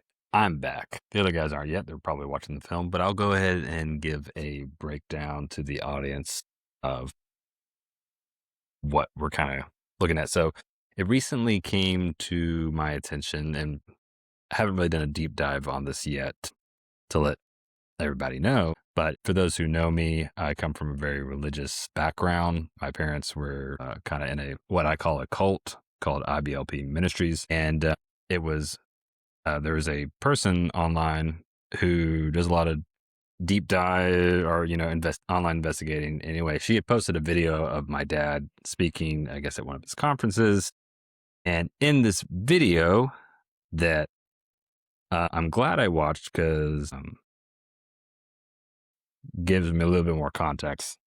Better than I thought it was going to be. But anyway, he describes the caption on it is Paul Speed admitting to beating his son. So anyway, I was having everybody watch that off camera so that we can then, and this is the first time I watched it as well. And then we would kind of talk about it and then scroll through the comments because this is, again, the first time I've seen it and the first time I realized that I was being kind of talked about online by someone who has over 200,000 followers and reach. So anyway, that's kind of what we were doing. I think, Nick, you're back. I'm back. You're back. From outer space. Back from outer space. So not as bad as I thought that was going to be. Because I wasn't sure what I was getting into. Because I understand the context.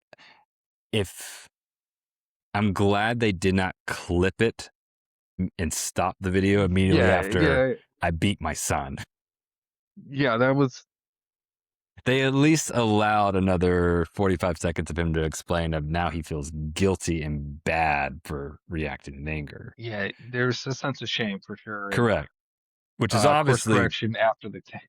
Yeah, which is obviously not what this person is trying to get a reaction. Yeah, that wasn't the goal. Yeah, I'm surprised they didn't clip it. To be honest, but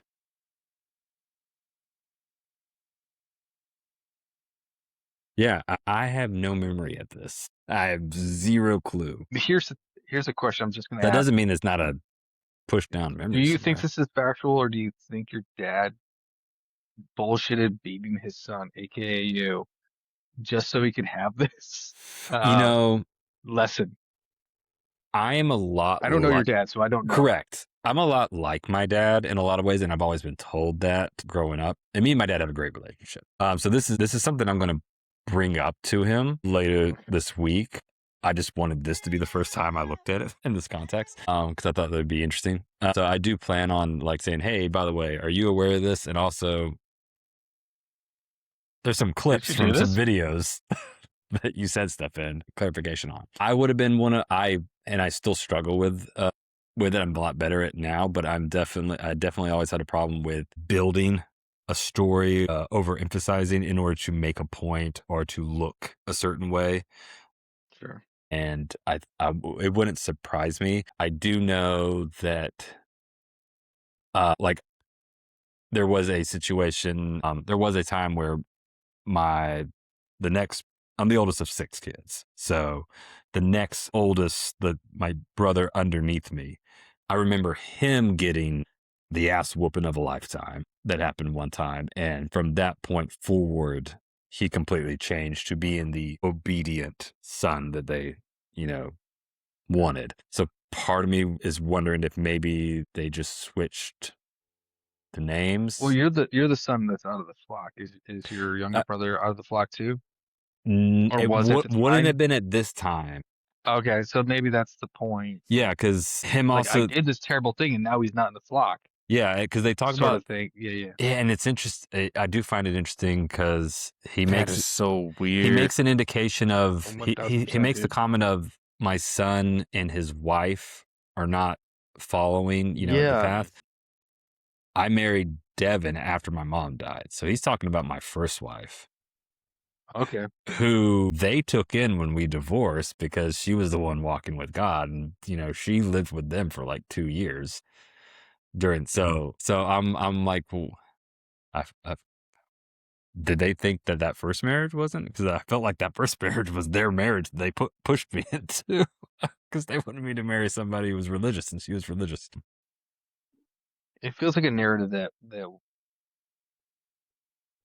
we had grains of truth from these different things, and we just put it into one narrative that will work best for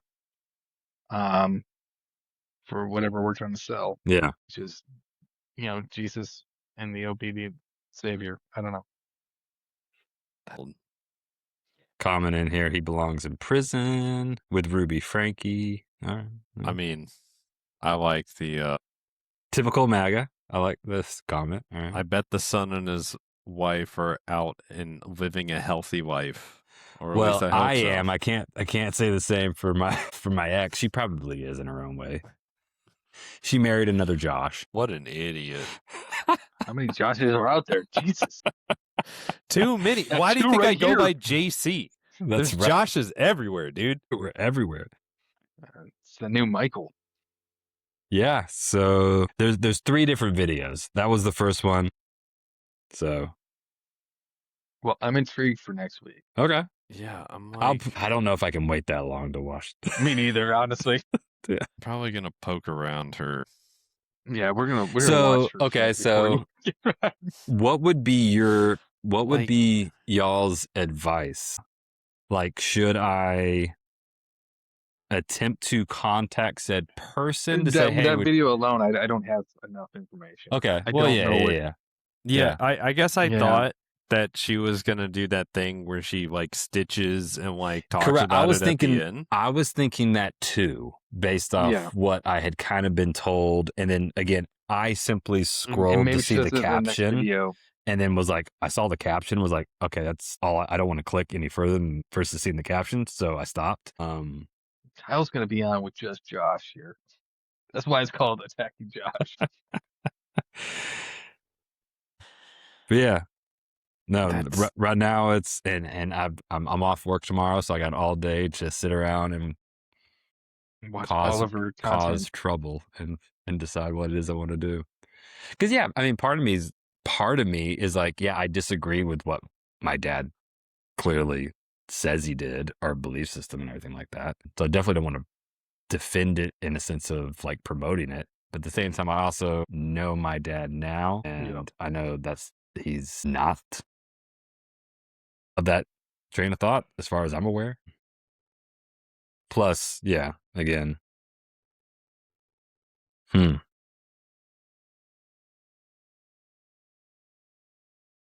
Yeah, I know Devin told me, I didn't see any in this one, but Devin told me that people were talking about that as if they knew me in some of the other ones of like, this is why Joshua, blah, blah, blah, blah. And she was like, and I saw the people, I don't recognize them as anybody, so I'll have to try to find those. But yeah. I will be right back. Hold on. That is it was very strange. No,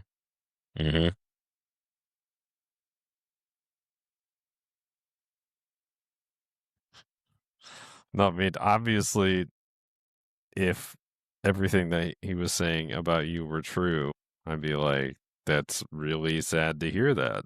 Like, beating your kids is subjectively wrong. But now correct, 100%. You're saying that he may have fabricated that it was a different son for... So I'll tell the story. Theological purposes. So see, I don't know, and it could be that maybe there was a situation where he, beat me. That's good. Did he?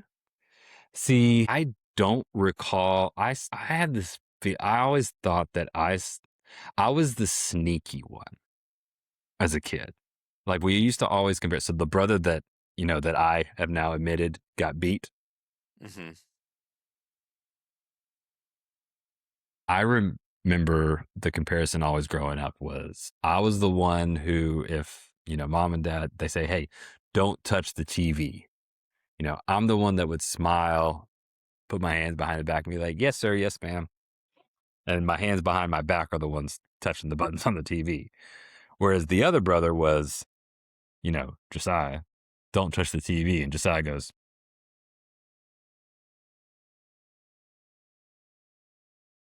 what are you going to do? So Right. that's how I remember being brought up, was that I didn't really get spanked because I was very good at hiding and smiling and doing, I only ever got in trouble because they found porn, on me. That's the only time I ever got in trouble. Oh my God. I was the porno kid. I was the porno kid.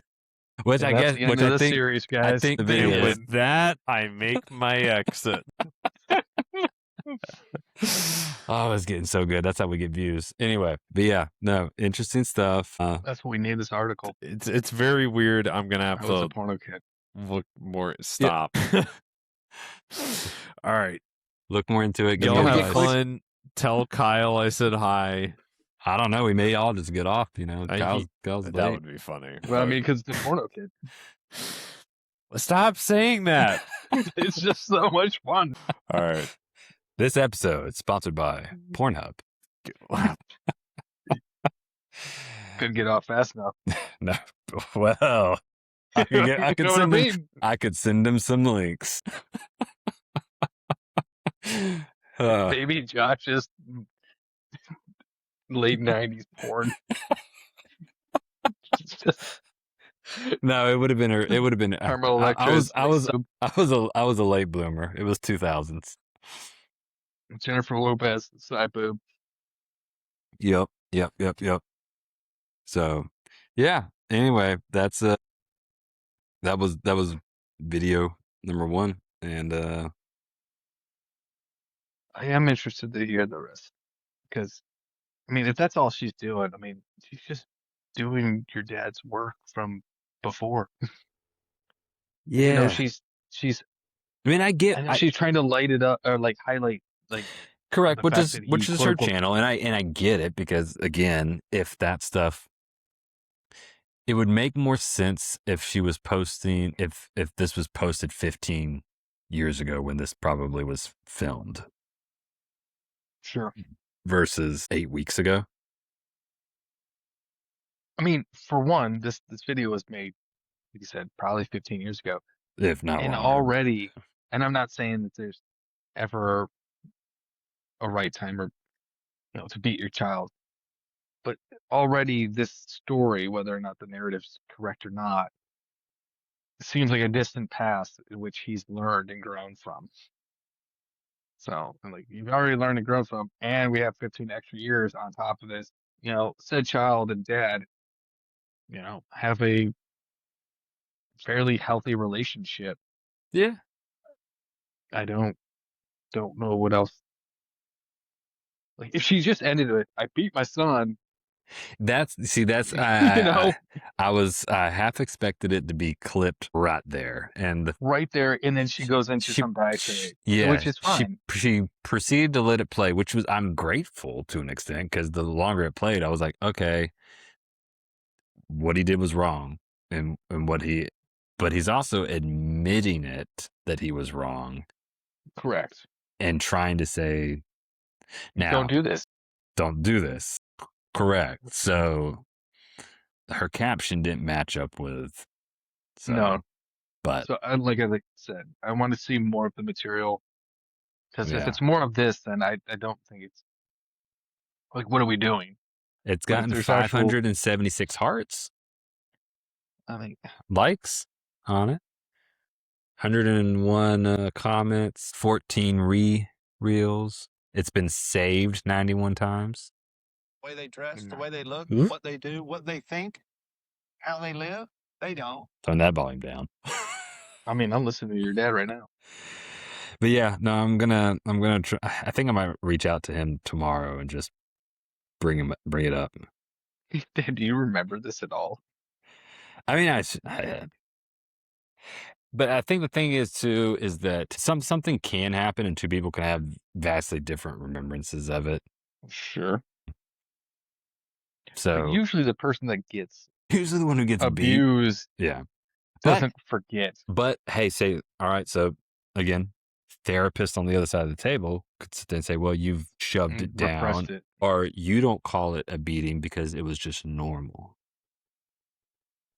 Were you normally hit? No, that was Like, my other brother. So okay, again, I was so I was gonna take your word for it for a no. second, So but then like you just said you didn't get hit. I would say since we're talking about it, and I like talking about these type of things. So spankings is how it was referred to. Yes. You know, spankings were a thing that were done and was utilized as forms of punishment and to help coerce obedience. I will say that my parents believed and taught and tried to the best of their abilities, as far as I can remember. But I do remember them teaching and talking to other people and always saying that, you know, it's very important to spank not in anger, which is clearly what he's describing that he didn't do, that he did spank Correct. in Like anger. he did Correct. whatever punishment was done in anger. Correct. Yeah. I always remember when at a young age, because again, I don't really recall getting spanked past maybe 9 or 10 years old, I think, or maybe even earlier than that. Like I learned my lesson really early of hide. I may or may not have been slapped once. Right. As Okay. as a I have no recollection of this prior to me being Yeah. 5 or something like that. Yeah. So the story goes that I left the basement refrigerator, which is like a full refrigerator that is a freezer, like one of those big things. I left it open and Wasted all the my food. dad wasted all the food, and my Yep. dad slapped me. Which again, I have no recollection of. This is alleged, Right. and my brother had said something, and then who's 5 years older than me, so he would have been around say 10 at the time. Yeah. And my mom apparently had said, like, "You hit the kids again. You don't have us." Right. Yeah. So like I don't remember getting touched. Our base punishment was nose on the wall. Mm. Like we had to stand for eons with our noses on the wall, and like keep That's like a military punishment. Yeah, put a piece of paper in between Oh us. wow. Like they if fell. you like I got clever. I would like lick the paper and let it stick on the wall and like nope. Yeah. It's an extra 5 minutes or something like that. Yeah. Those things you do So, with spankings, you wear, you know, 2 right. pairs of underwear or something like that to So, make sure they don't hurt. so like I said, I don't remember getting spanked. Yeah. Kyle. But I'm thinking like what Welcome you late. don't spank in anger like I apologize. once I'm not no longer angry, I just Correct. are we gonna spank it all now? I feel like we could figure Correct. this out. Yeah. So yeah, I don't like I said, yeah, growing up, it was never an anger thing. It was always, and I do recall, at least as far as I can remember, it was always the spanking would happen. And then afterwards, it wasn't like immediately spanking and walk out of the room. It was a spanking and then, all right, do you know why you got this punishment? Hmm. Here's how we avoid it in the future. You know, they would, whether you know, again, a therapist could sit there and say, oh, coercion or whatever, but they wouldn't leave until it was a hug and a I love you, some sort of thing, instead of spanking and then just leaving the child, you know. Yeah. Yeah, like I said, I don't remember being spanked. I don't like if it actually it ever happened. I don't remember it. My dad came up with clever punishments. Yeah. I was like you, other than nose on the wall for being like a dipshit when I was like 7 or something like that. I don't remember getting punished for the most part. Like I tried to be very wise in Correct. how I learned my lesson um, very early. Did I still disobey? how Yes, but I hid it very well. like when I wanted to drink, I instead of following my brother's footsteps, being behind my parents' backs, I would just ask them if they could buy my beer. Yeah. Like I just they would just say no instead of punishing me. Mhm. If they wanted to say no. My brother, he got like 2 speeding tickets in a row, like in 1 week. So my dad made my brother sit down at the table and do like the math about like how fast you were going and how fast did you get through town at the speed limit with all the lights or in like every scenario. So my brother didn't get speeding tickets thereafter because he did a lot of math at the table for one night. He just That's great. yeah. So you missed the video that your cousin here Kyle. showed. I don't know if you saw in the chat, I posted an Instagram thing. Yeah, I saw that on my way. If you hadn't clicked on it, I'll save you a little bit of trouble. Okay.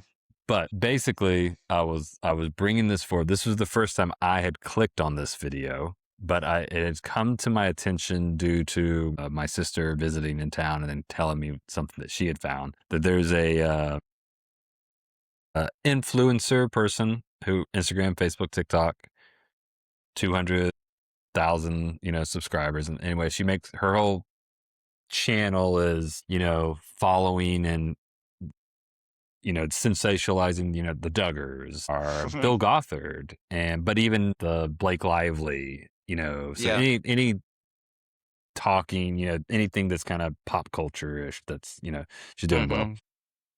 Through accident or however, my sister was scrolling through and saw several videos with my dad and mom in it. Man, and what a trip. She didn't watch it. She was like, as soon as I saw it, because she was already on that channel for negative reasons because of the Duggars. My sister's friends with the Duggars and really supports their whole thing, which is a whole nother subject. But that's her thing. So she was already angry about the Duggar thing, and then saw that on there, and she was like, "Oh, whoa, I'm out. I can't see this." So she told me about it on Saturday. I hadn't looked at it yet, outside as just the caption, and so I was like, "I'm going to share it while we're on here, and then get the response for it." I did not post it in the video because I did not want to give this person more as of right now. Although my mindset before watching the video, and still kind of is, reach out to this person. Do I comment? Do I try to set things straight? Do I try to open a dialogue? I don't know. I'm still processing it. But the video I shared, which is there's one of 3 videos. This particular one, my dad's speaking at a conference. And the caption of it says, IBLP promotes public confessions. Here is a Duggar family favorite, Paul Speed, admitting to beating his son. I see now. And in this video, he does say, he gives a story about how he beat me, and he uses my name. Our eldest son, Joshua, and at a Thanksgiving event, he was disrespectful to an uncle. In anger, I beat him, and it straightened him out. He then goes on to say that he was wrong and doing it in anger. But, I have no recollection of this situation that happened either. Yeah, that's crazy that it would be that, because normally it's like the reverse. The parent does something that they don't even remember, and the kid remembers it being a big thing. So it being the reverse and you having no recollection, that's kind of crazy. Yeah. We're wondering if it's a narrative constructed. Yeah. Correct. Because I do remember, I was telling Josh Nick, was out of the church at this point. So, the fact that I beat my child and now he's out of the church, it sends a message like, don't beat your kids or they'll be out of the church. Right. Yeah. Yeah. Yeah, that's true. He does. Yeah. I don't think they put 2 and 2 together in whatever this conversation is. But yeah, that was what we were at. And then Josh bounced as soon as we started talking about porn. As being what I got in trouble with as a kid all the time. Josh was like, no, that's too much for me. Too much. Peace out. Too much. He's done. So he's word. That is so funny. So I think I've heard that story before, and you don't have to rehash it if y'all already talked about it this episode. No. But so Josh, you're saying that was one of the things that started some sort of rift or whatever in the family, kind of a thing.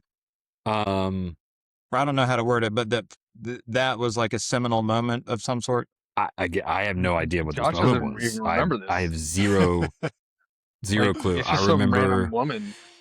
Yeah, not to put more fuel on the fire for people who are against beating. Oh no, sorry, I jumped ship. No, you're good. You're good. I was talking about the porn. Oh, the porn. Oh, sorry. Sorry. That's a good ship to jump from. Back to porn. Yeah. Back to porn. That would have been. Unless you like your porn with beatings, so all So- consensual. Yeah, multiple times growing up, like in my teenage years, on the family computer, that would be discovered, and then that's when I would be sent away from home to go to different camps, Christian Yeah. IBLP, Bill Gothard, things that were supposed to help build character, but also help get you over these issues. So I did several of those in my younger years, and then it wasn't until so when I was, I guess, 18, 19, I went to YWAM, which is outside IBLP, but I did YWAM, and I came back from that. Where'd you do YWAM? So I did, I was in Thailand and China for 2 months. Yeah. So 2 months straight. So It was you get 1 to month. watch porn, and then you get to go to Thailand and China. Like shit, I should watch more porn. I will say that is when I discovered myself. Thailand is notorious for that. Actually, no. To be full disclosure, it wasn't. None of that was in Thailand, China, or anything. But YWAM in general. Yeah, I think it was because I mean, and I joke around. Sorry, for somebody that doesn't know, what is YWAM? Youth with a Mission. So it is a ministry it helps with missionaries. They do say. I'm going right back home. Yeah. Continue. Whether in practice, I don't know, but they do at least claim that they are interdenomination. So you would have a missionary, a Catholic, a Baptist, Protestant, potentially a Muslim. They're as long as you're willing to go out and preach, Jesus is the Savior. And they were very different than what I grew up with IBLP in the sense that they were a lot more liberal and loose. There weren't rules that I had to follow. It was, you're an adult now. So I'll say when I left home to go do that, that's when I really, that was the first time I had a laptop with, unfettered internet access. I was in a dorm room with other people who were also like, yeah, you can still look at that and still be a Christian or whatever, or, Yeah. Do you know what masturbation is? So, like, again, things I just never heard of. Sure. So that was really where I became more like a normal person in society, so to speak, normal young adult. Then I did my missionary stuff for two months, came back. I was at home for, I don't know, maybe 6 months to a year before my dad, I let him borrow my laptop for a church service. He was going to put up on the thing, whatever. And he saw my search history again and discovered that I was still looking at porn.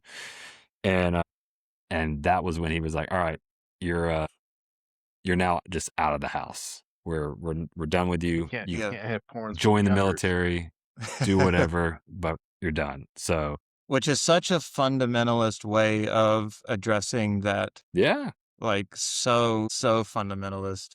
I mean, again, not to give, more fuel to the people out there who want to attack it, which I also totally understand the people that do, because I get it. Yeah.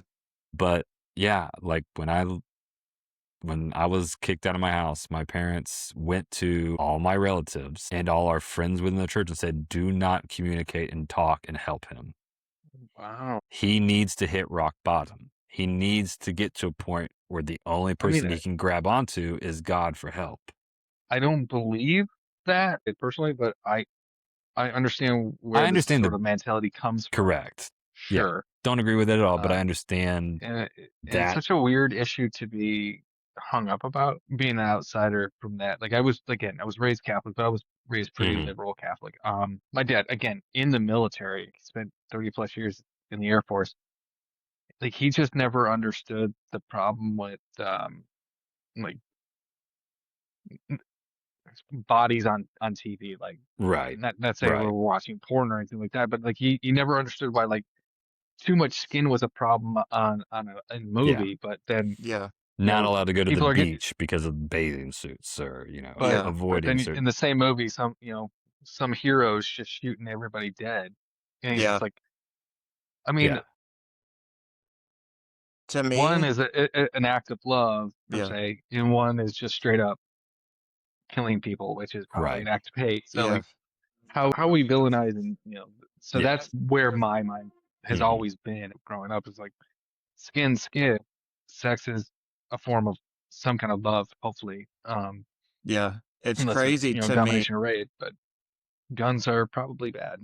Yeah, it's crazy to me, like, the more that I have, like, because, like, I'm in a weird spot where, like, I'm still technically in the church. Got a lot of that. Yeah, I'm still technically in the church. I would technically call myself a Christian. Like, I am a Christian. Yeah. But like I've always been on the edge. Like I've always like if there was like a Venn diagram, I have never like perfectly gotten into any spot on the Venn diagram. I'm always on the border with something else.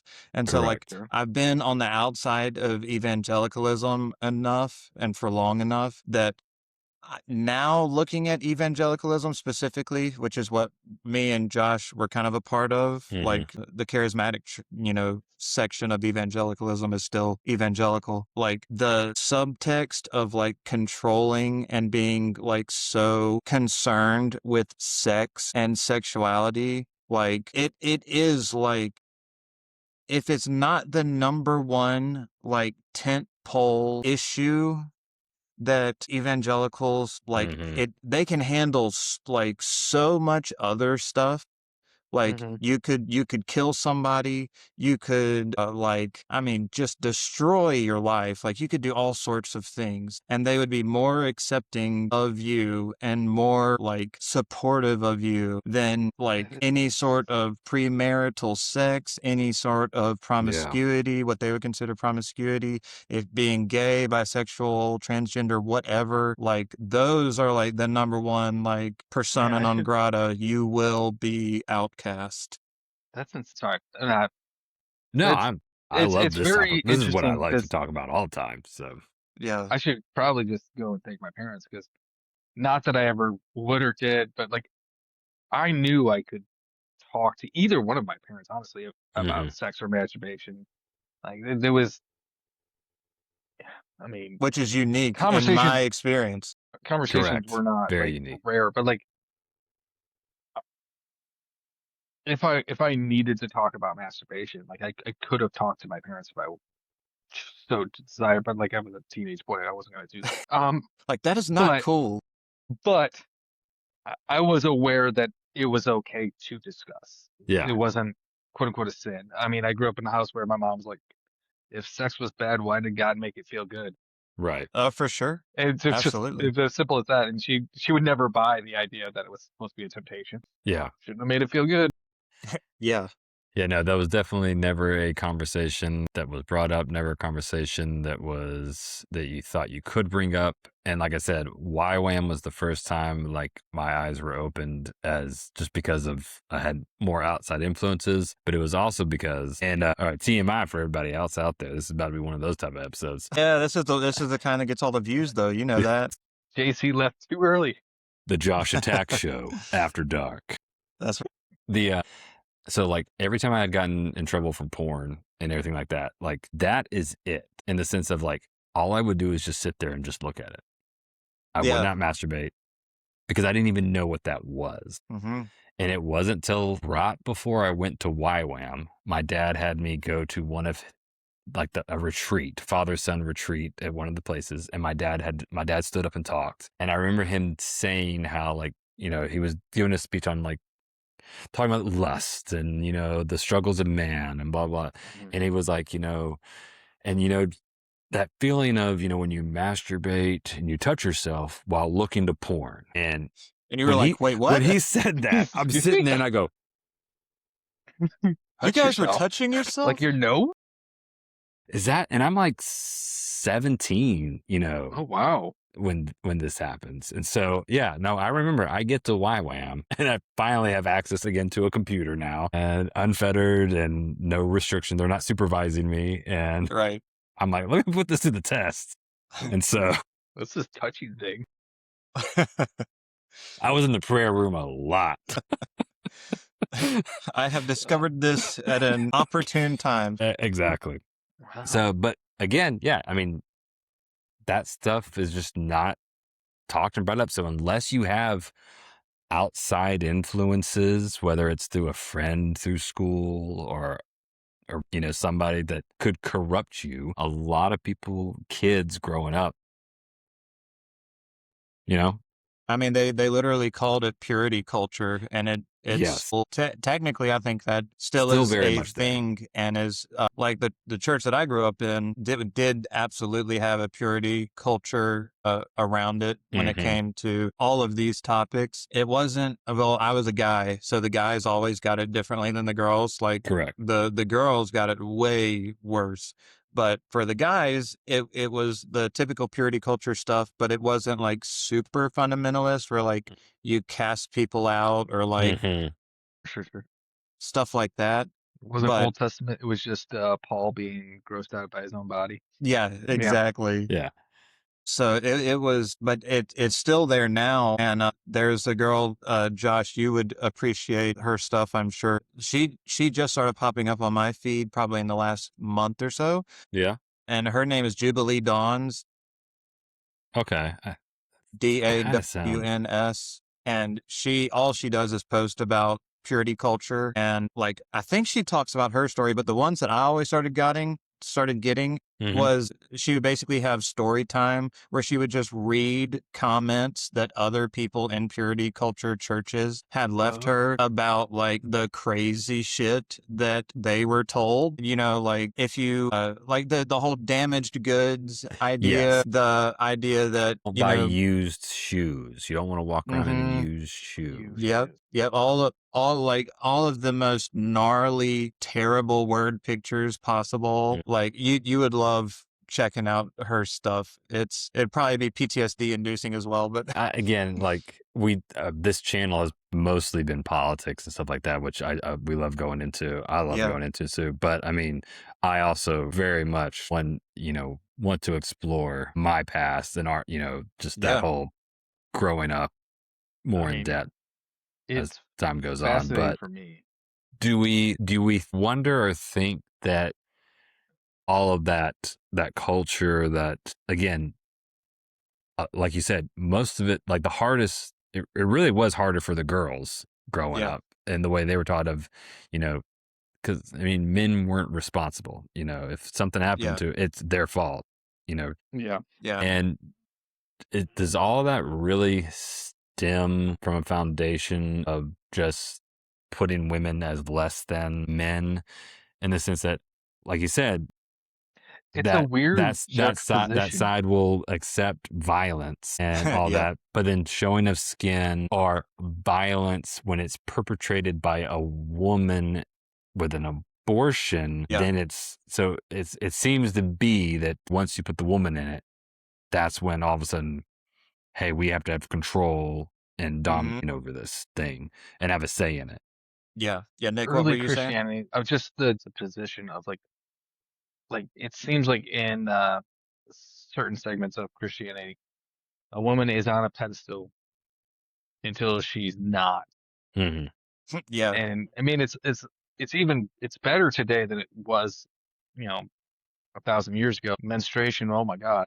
Yeah. You can't see this woman for the next 7 days or something like that. Leave the Like, village. she's Right. impure right now. We'll put her back on the pedestal in a Right. minute, but right now she's gross and disgusting and base. Yeah. But the sanity, I'm sorry, there's no other word for it for me. Like, just casting a whole human being aside, because some of the stories, I mean, these women are raped. I mean, they were subjugated to a power that was, greater than them, and they were a victim, and yet they are now villainized. Yeah. They were a victim the first time, and then they're a victim all over again for Correct. over and over. And every, story, every red words and red letters that, you read from the Bible, it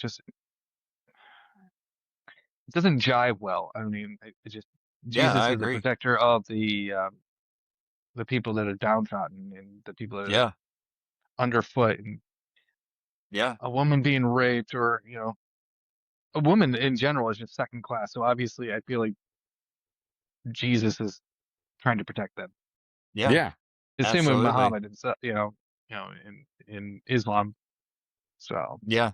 I think it does have a lot to do with, to go back to your earlier question, I can't remember if it was you, Josh, or Nick, but I think it does have a lot to do, like the reason why the women had it harder is because of the subservience idea. I think that absolutely played a role in it. And that, like, if the guy is struggling, then the girl absolutely has to do something to help with Yeah. that. So like if the guy is going to, tempted, then the girl obviously has to, Have done the tempting. has to change whatever she's doing, has to, the fifth layer of clothing over the other four or what have you. Like, I think there's a lot you could unpack there, but I think that is part of it. To your point right now, my daughter's about to go into middle school and she's gotten the new Guidelines, dress code guidelines, and she's very skinny but very long-legged. Yeah. So she's been wearing jeggings for like ever. But now that's a no-go. She's supposed to wear just jeans, or like she can't have tight-fitting pants unless she has a dress on her. And she doesn't understand because she lives in such a liberal household. She's like, why? And you're like, well, apparently a boy can't control himself. She's like, how is that my problem? Like, it shouldn't be your problem. I 100% agree. Yeah. But apparently not everybody agrees with us here. Apparently it's your fault if a boy can't concentrate. So, just weird shit. Speaking of weird shit, we're making a right turn. I was gonna say, we make Have a you right seen turn now. Backrooms?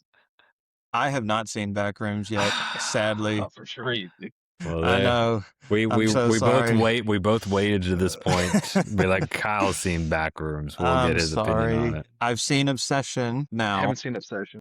And that's on my next watch. I'm probably it was made by a dude from Mobile, where I live. Really? Yeah, which is crazy. It was the first It's film. an indie-ish type film, yeah. It's an indie film. It was made for $750,000. Nice. And it opened with like 17 million week one. Yeah. And every week after that, for like 7 weeks in a row, it made more money than it made on week one. And it was the first film to do that since E.T., Spielberg's Really? E.T. Yeah. Wow. So, he didn't, I'm sure he probably didn't make a bunch of money on that film, but his career is set now. But that movie made like $450 million off of a $750,000 budget. Wow. That's awesome. It's a great movie, but I have not seen Backrooms yet. I have seen The Odyssey, though. I'm watching that on apparently Sunday. Somebody waited. I thought for sure he'd watched it. So I'll not that it's an excuse, but I went to go book tickets at the IMAX the moment it released in theaters. So this was 2 weeks ago, and I only had 2 days kind of to choose from. So I looked at what was available on Tuesdays and what was available on Sundays, and you have Thursdays off. Or Thursdays, that's what I meant. Thursdays and Sundays. And I couldn't find, I'm very bougie. If I'm going to spend $44 to go see a film, I want to sit where I want to sit. And that's center in the middle of the auditorium. And every day and every time spot that I looked at the particular IMAX that we were going to be going to, it was like either really close or way off to the side. So I finally found tickets to where I would be okay sitting for August 2nd. So I bought the tickets, and the intention was, I knew Devin could care less. So I was like, you know what? Landon is into movies. He's also into The Odyssey. Like, the moment the trailer first came out, he was like, I want to see this movie. Nice. And I was like, well, buddy, it's going to be rated R. You're going to have to wait, blah, blah, blah. But the reviews came out, at least the day I went, so that's why I went to go look, because I saw enough in the reviews to be like, all right, no, he'll be fine. It's I'm okay with him seeing it. I mean, there's some creepier aspects. That stuff's okay. I'm for sure me, he'll be okay with most part. As cool as I am with porn, I don't want it in front of my kid yet. So, right? Yeah. I'll wait for him to go to YWAM first to discover it. There's there you go. Zero of that. It's a rite of passage now. That's right.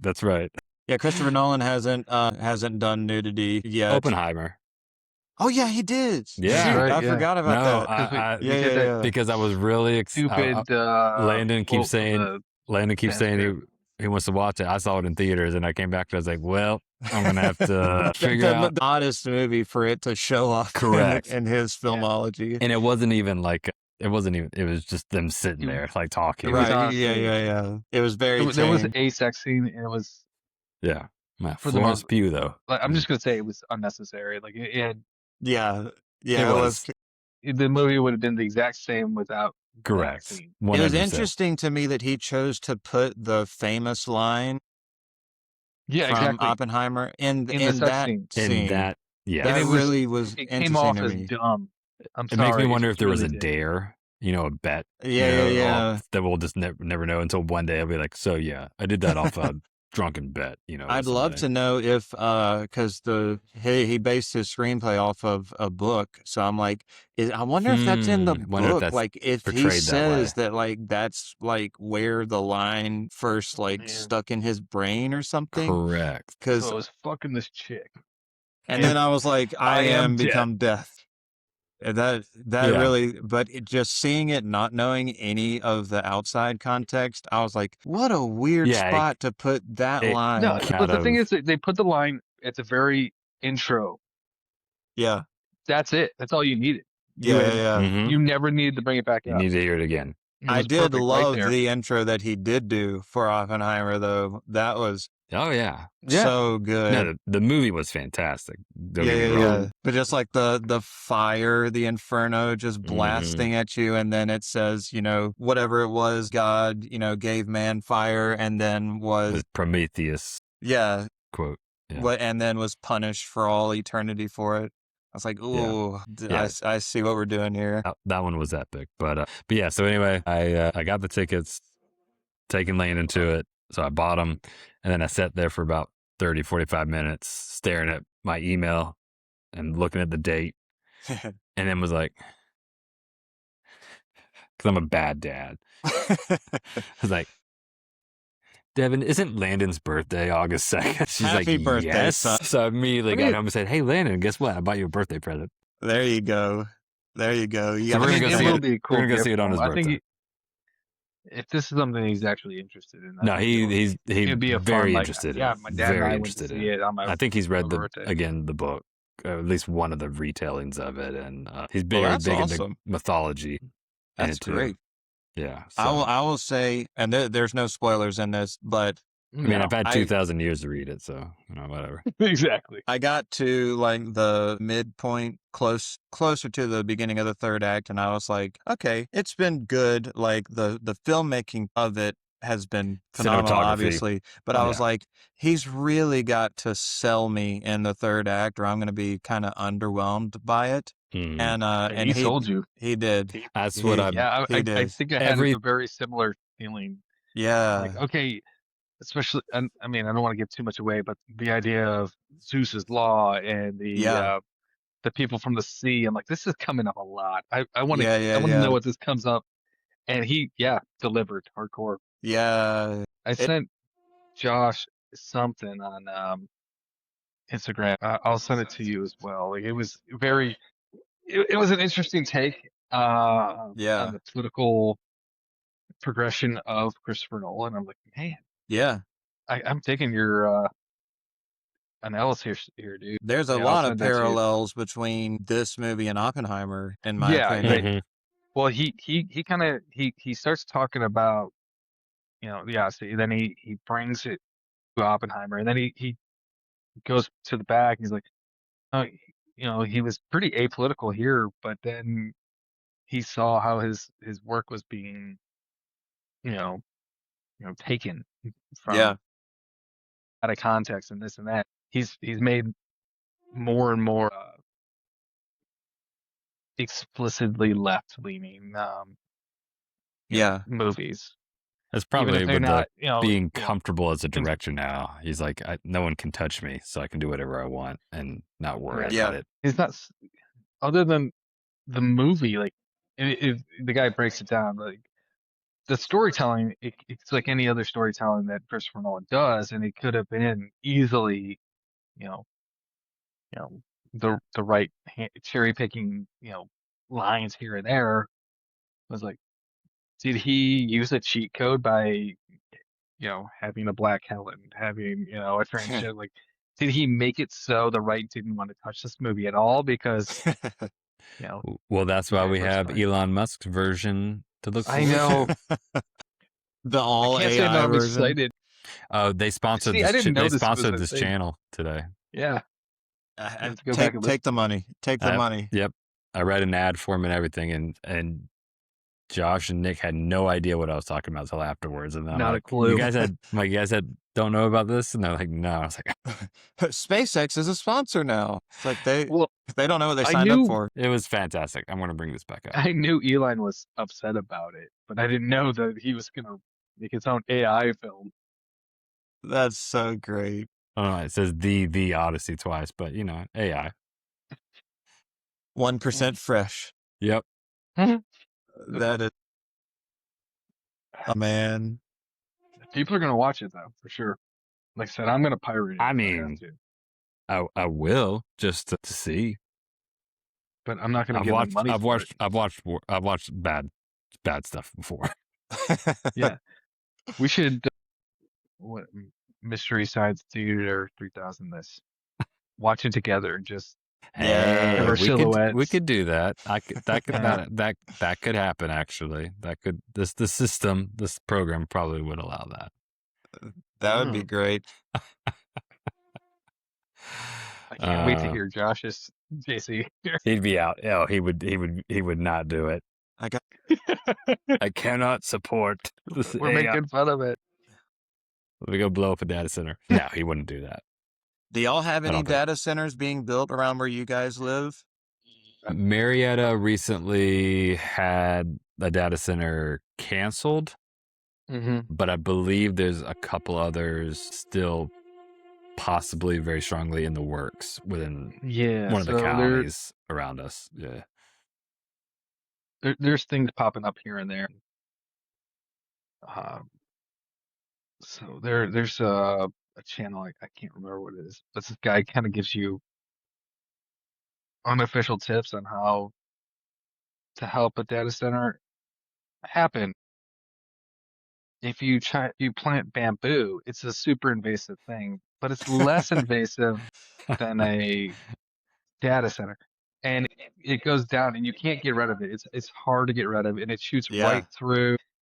Or if you don't want that invasive species, you can find natural species that are, considered rare and specialized species, endangered, that just happen to start growing in the spot that there's supposed to be a data center, and then oh no, can't put a data center here now. Yeah. We've but he got advises not to do this. Right, yeah.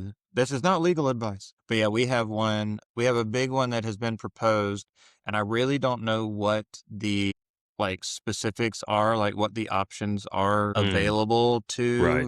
Because I think my understanding is they've already bought the land and they're just trying to get approval to build what they want to build on the land. But some Canadian company is trying to build like a $6 billion facility in North Mobile County. And there's not much up there. It's farmland and forest and whatnot. But it's been brought up at the city council and the county commissioners multiple times, and the residents, the vibes that I keep getting, everybody that shows up is not happy about it, obviously, because they would be the motivated ones to show up. But even the vibes that I'm getting online is people are not happy about it. But the county commission keeps saying that they don't have any regulatory power. I'm like, well, who does have regulatory power if that's your job? If you don't have any, and I guess I've learned a lot about city zoning laws over my couple of years of that being a soapbox of mine. So I get what they're saying in that it's if it's private property and it's within the zoning code, then yes, they can build whatever they want to build on it. But there are other ways to regulate to keep it from being able to be built. It's like, oh, well, you can't build at this high, like your building can't be this tall, or you can't, draw this much power from the grid, or you can't use this much water. Like, my understanding is that there's other ways that they could regulate it out of, them wanting to do it. Basically, it's like they'd make it too challenging. But like, that my understanding is, as of right now, it's still going forward. And so like every time that I comment about it online, because there's been countless polls that are like, are you for or against this data center being built? And I keep saying no every single time, because I'm like, if the government is not willing to regulate the data centers, then I want no part of it. And every indication that we've gotten so far is that the government is not interested in slowing down or like doing any sort of regulatory anything in any capacity, because they're like, well, if we don't do it, then China's going to do it, and China's going to pass us, and so on. And as a result, like, if we allow one to be built anywhere in the US for that matter, it's like, we don't know what we're going to get. Like, you don't know what it's going to do to your community, to your water supply, which is my main concern, is the water supply. Because this particular data center is going to have to pay for its own power. So like, it's not going to, they say, I don't know what the fine print of it is, that whatever they do is not going to be, the costs, the extra electricity costs are not going to be passed on to the other residents. Because that's happened everywhere else. Yeah. So they keep, and I don't know how they're, like, what levers you pull, or like what is in some sort of contract somewhere in Montgomery, I guess, that says, oh yeah, we're not going to make anybody else pay extra for that. It's like, whatever. Okay. You say so. I don't believe it. But the water supply is what my concern is, because I keep hearing horror stories about. Yes. There's several places across the states that the water has been just destroyed. Yeah. And like aquifers like running dry or just becoming super dirty. Yeah. And I posted something the other day. It's like, you only need a couple of things for life to exist, and one of them is clean water to drink. So like, it doesn't matter about AI. It doesn't matter about corporate profits. So it's like, the one thing that absolutely matters is having fresh water. And it's like, my understanding, the vibe that I keep getting is like, everybody agrees with this. Like, all of the citizens agree with this. It's like, well, yeah, you're right. Making sure that our water supply is unaffected and that we have clean water and stuff is more important. But the government does not care, because the government is so concerned about beating China in the AI race that they're willing to basically look the other way the entire time. And I hate to say it, we're not beating China. It for like big stuff like this, to me, it seems like China would be the more obvious of the two to win the race, because they'll deploy more capital. It's like, no, this is what you're going to do. Like, you don't get a choice. Like, it's why they beat us, and even though we can't buy them here, but it's why the world has recognized that China has beat us to the EV race. Yeah. I mean, they put their governmental power. The EV. Right. We had EVs like start up in the 90s. And there's a documentary. It's like, so and so killed the electric car or something like that, and how like, we had this idea. It was growing, and somebody just big oil. Yep. Ripped it right out. So I mean, we could have won that race if we wanted to. Yeah, maybe we could have. But yeah, China's beat us now, for sure. And China could beat us to some capacity in the AI race. That's entirely possible. I mean, the Russians beat us to space. Right. But that doesn't mean there's still fresh thought and ingenuity. Sure. Here that that's what our capital is. Like, we're smart. We were in the American spirit is ingenuity. Like, we're told no, we find a way around. Like we don't have to be a blank instrument if we don't want to, but the government's so fucking stupid it doesn't realize that. Sorry. Yeah. No, that's true. And I don't want any environment to get fucked up, but honestly, if China wants to fuck up their environment and make all the dumb mistakes early, fine, and That's then what we I can keep learn from their saying. mistakes. That is what I keep saying. I'm like, let everywhere else figure it out. Like, it's not a race we need to win. I don't care, but like they can cross a finish line first, but we can cross the best. yeah. But Like I keep sorry, Nick. No, sorry. I was just like Russia got the first man to space. Yeah, Nobody remembers that. yeah. Yuri Gagarin. We don't remember that guy, but everybody knows Neil Armstrong. He's the first man on the moon. Yep.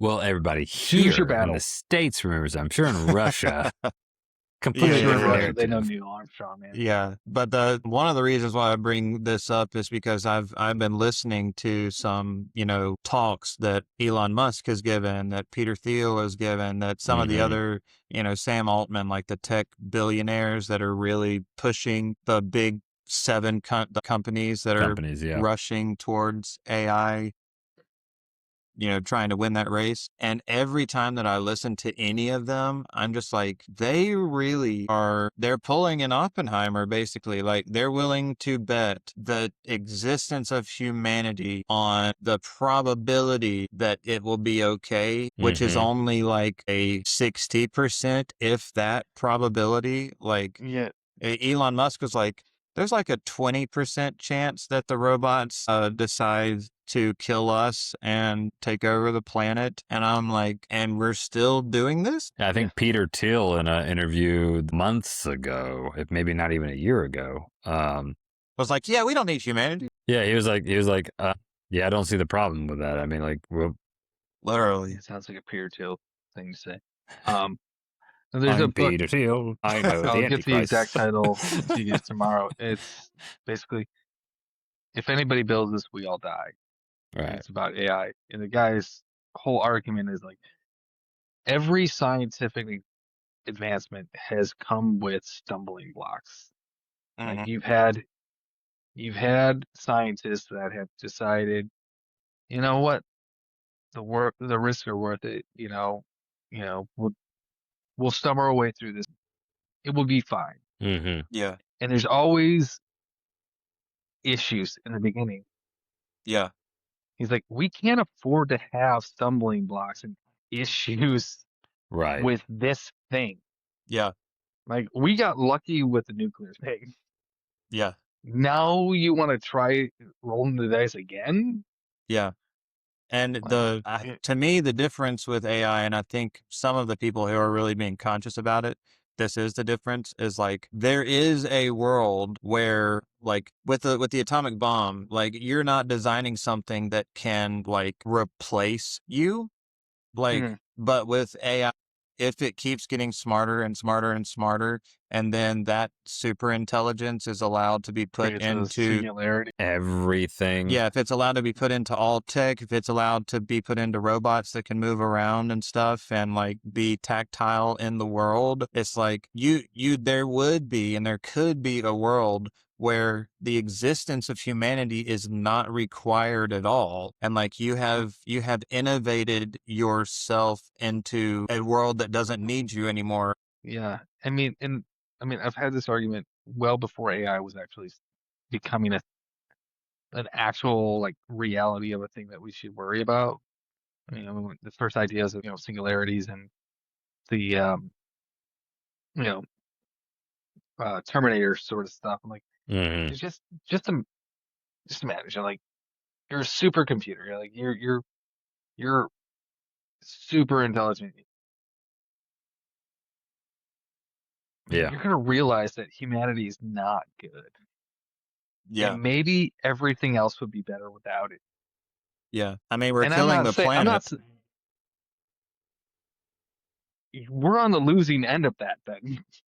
No, I mean, at the end of the day, from a basic point, AI is going to need is always going to need a resource of some sort to function. It's going to need power. It's going to need power. And guess what other species is taking that power? That's why it's going to be the Matrix, not Terminator. Correct. Yeah. They're gonna take our bodily thermonuclear Human power batteries. and I human mean, but batteries. it's not even need that, honestly.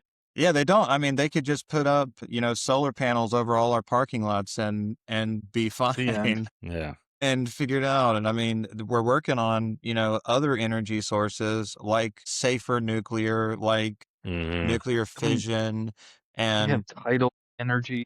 I mean, there's so many yeah. other ways Like to all that they need discharge is energy. They don't have to eat. They don't have to produce carbon dioxide or whatever, they don't have to have mass agriculture that takes over the entire, that wipes out ecosystems, that, destroys the planet. Like they don't have to have any of that. They really, literally all they have to have is power and that's it. And that is crazy to think about to me. Yep. Very true. Well, fellas, it On is that 2 note- minutes to 12. 2 minutes to midnight. The doomsday clock is about to strike midnight. That's After right. that Bowie song about 5 years. Yeah, that's right. So I gotta call it because I'm getting tired. Same I got responsibilities tomorrow. That doctor's appointments I gotta take kids to. So tomorrow's gonna be a busy day for me. I won't be able to sleep I in. have work, actually. Show enough. Yeah. But it was All right, fun later. talking. Night, I gentlemen. hate Kyle. You showed up, late, but Yep. But we do what we gotta do. I want to thank again our channel sponsor this week, Elon Musk. Totally historically accurate Odyssey on Grok whenever that comes out. So Absolutely. remember, hit like and subscribe. Care for that shit. Night, guys. See y'all. Yep.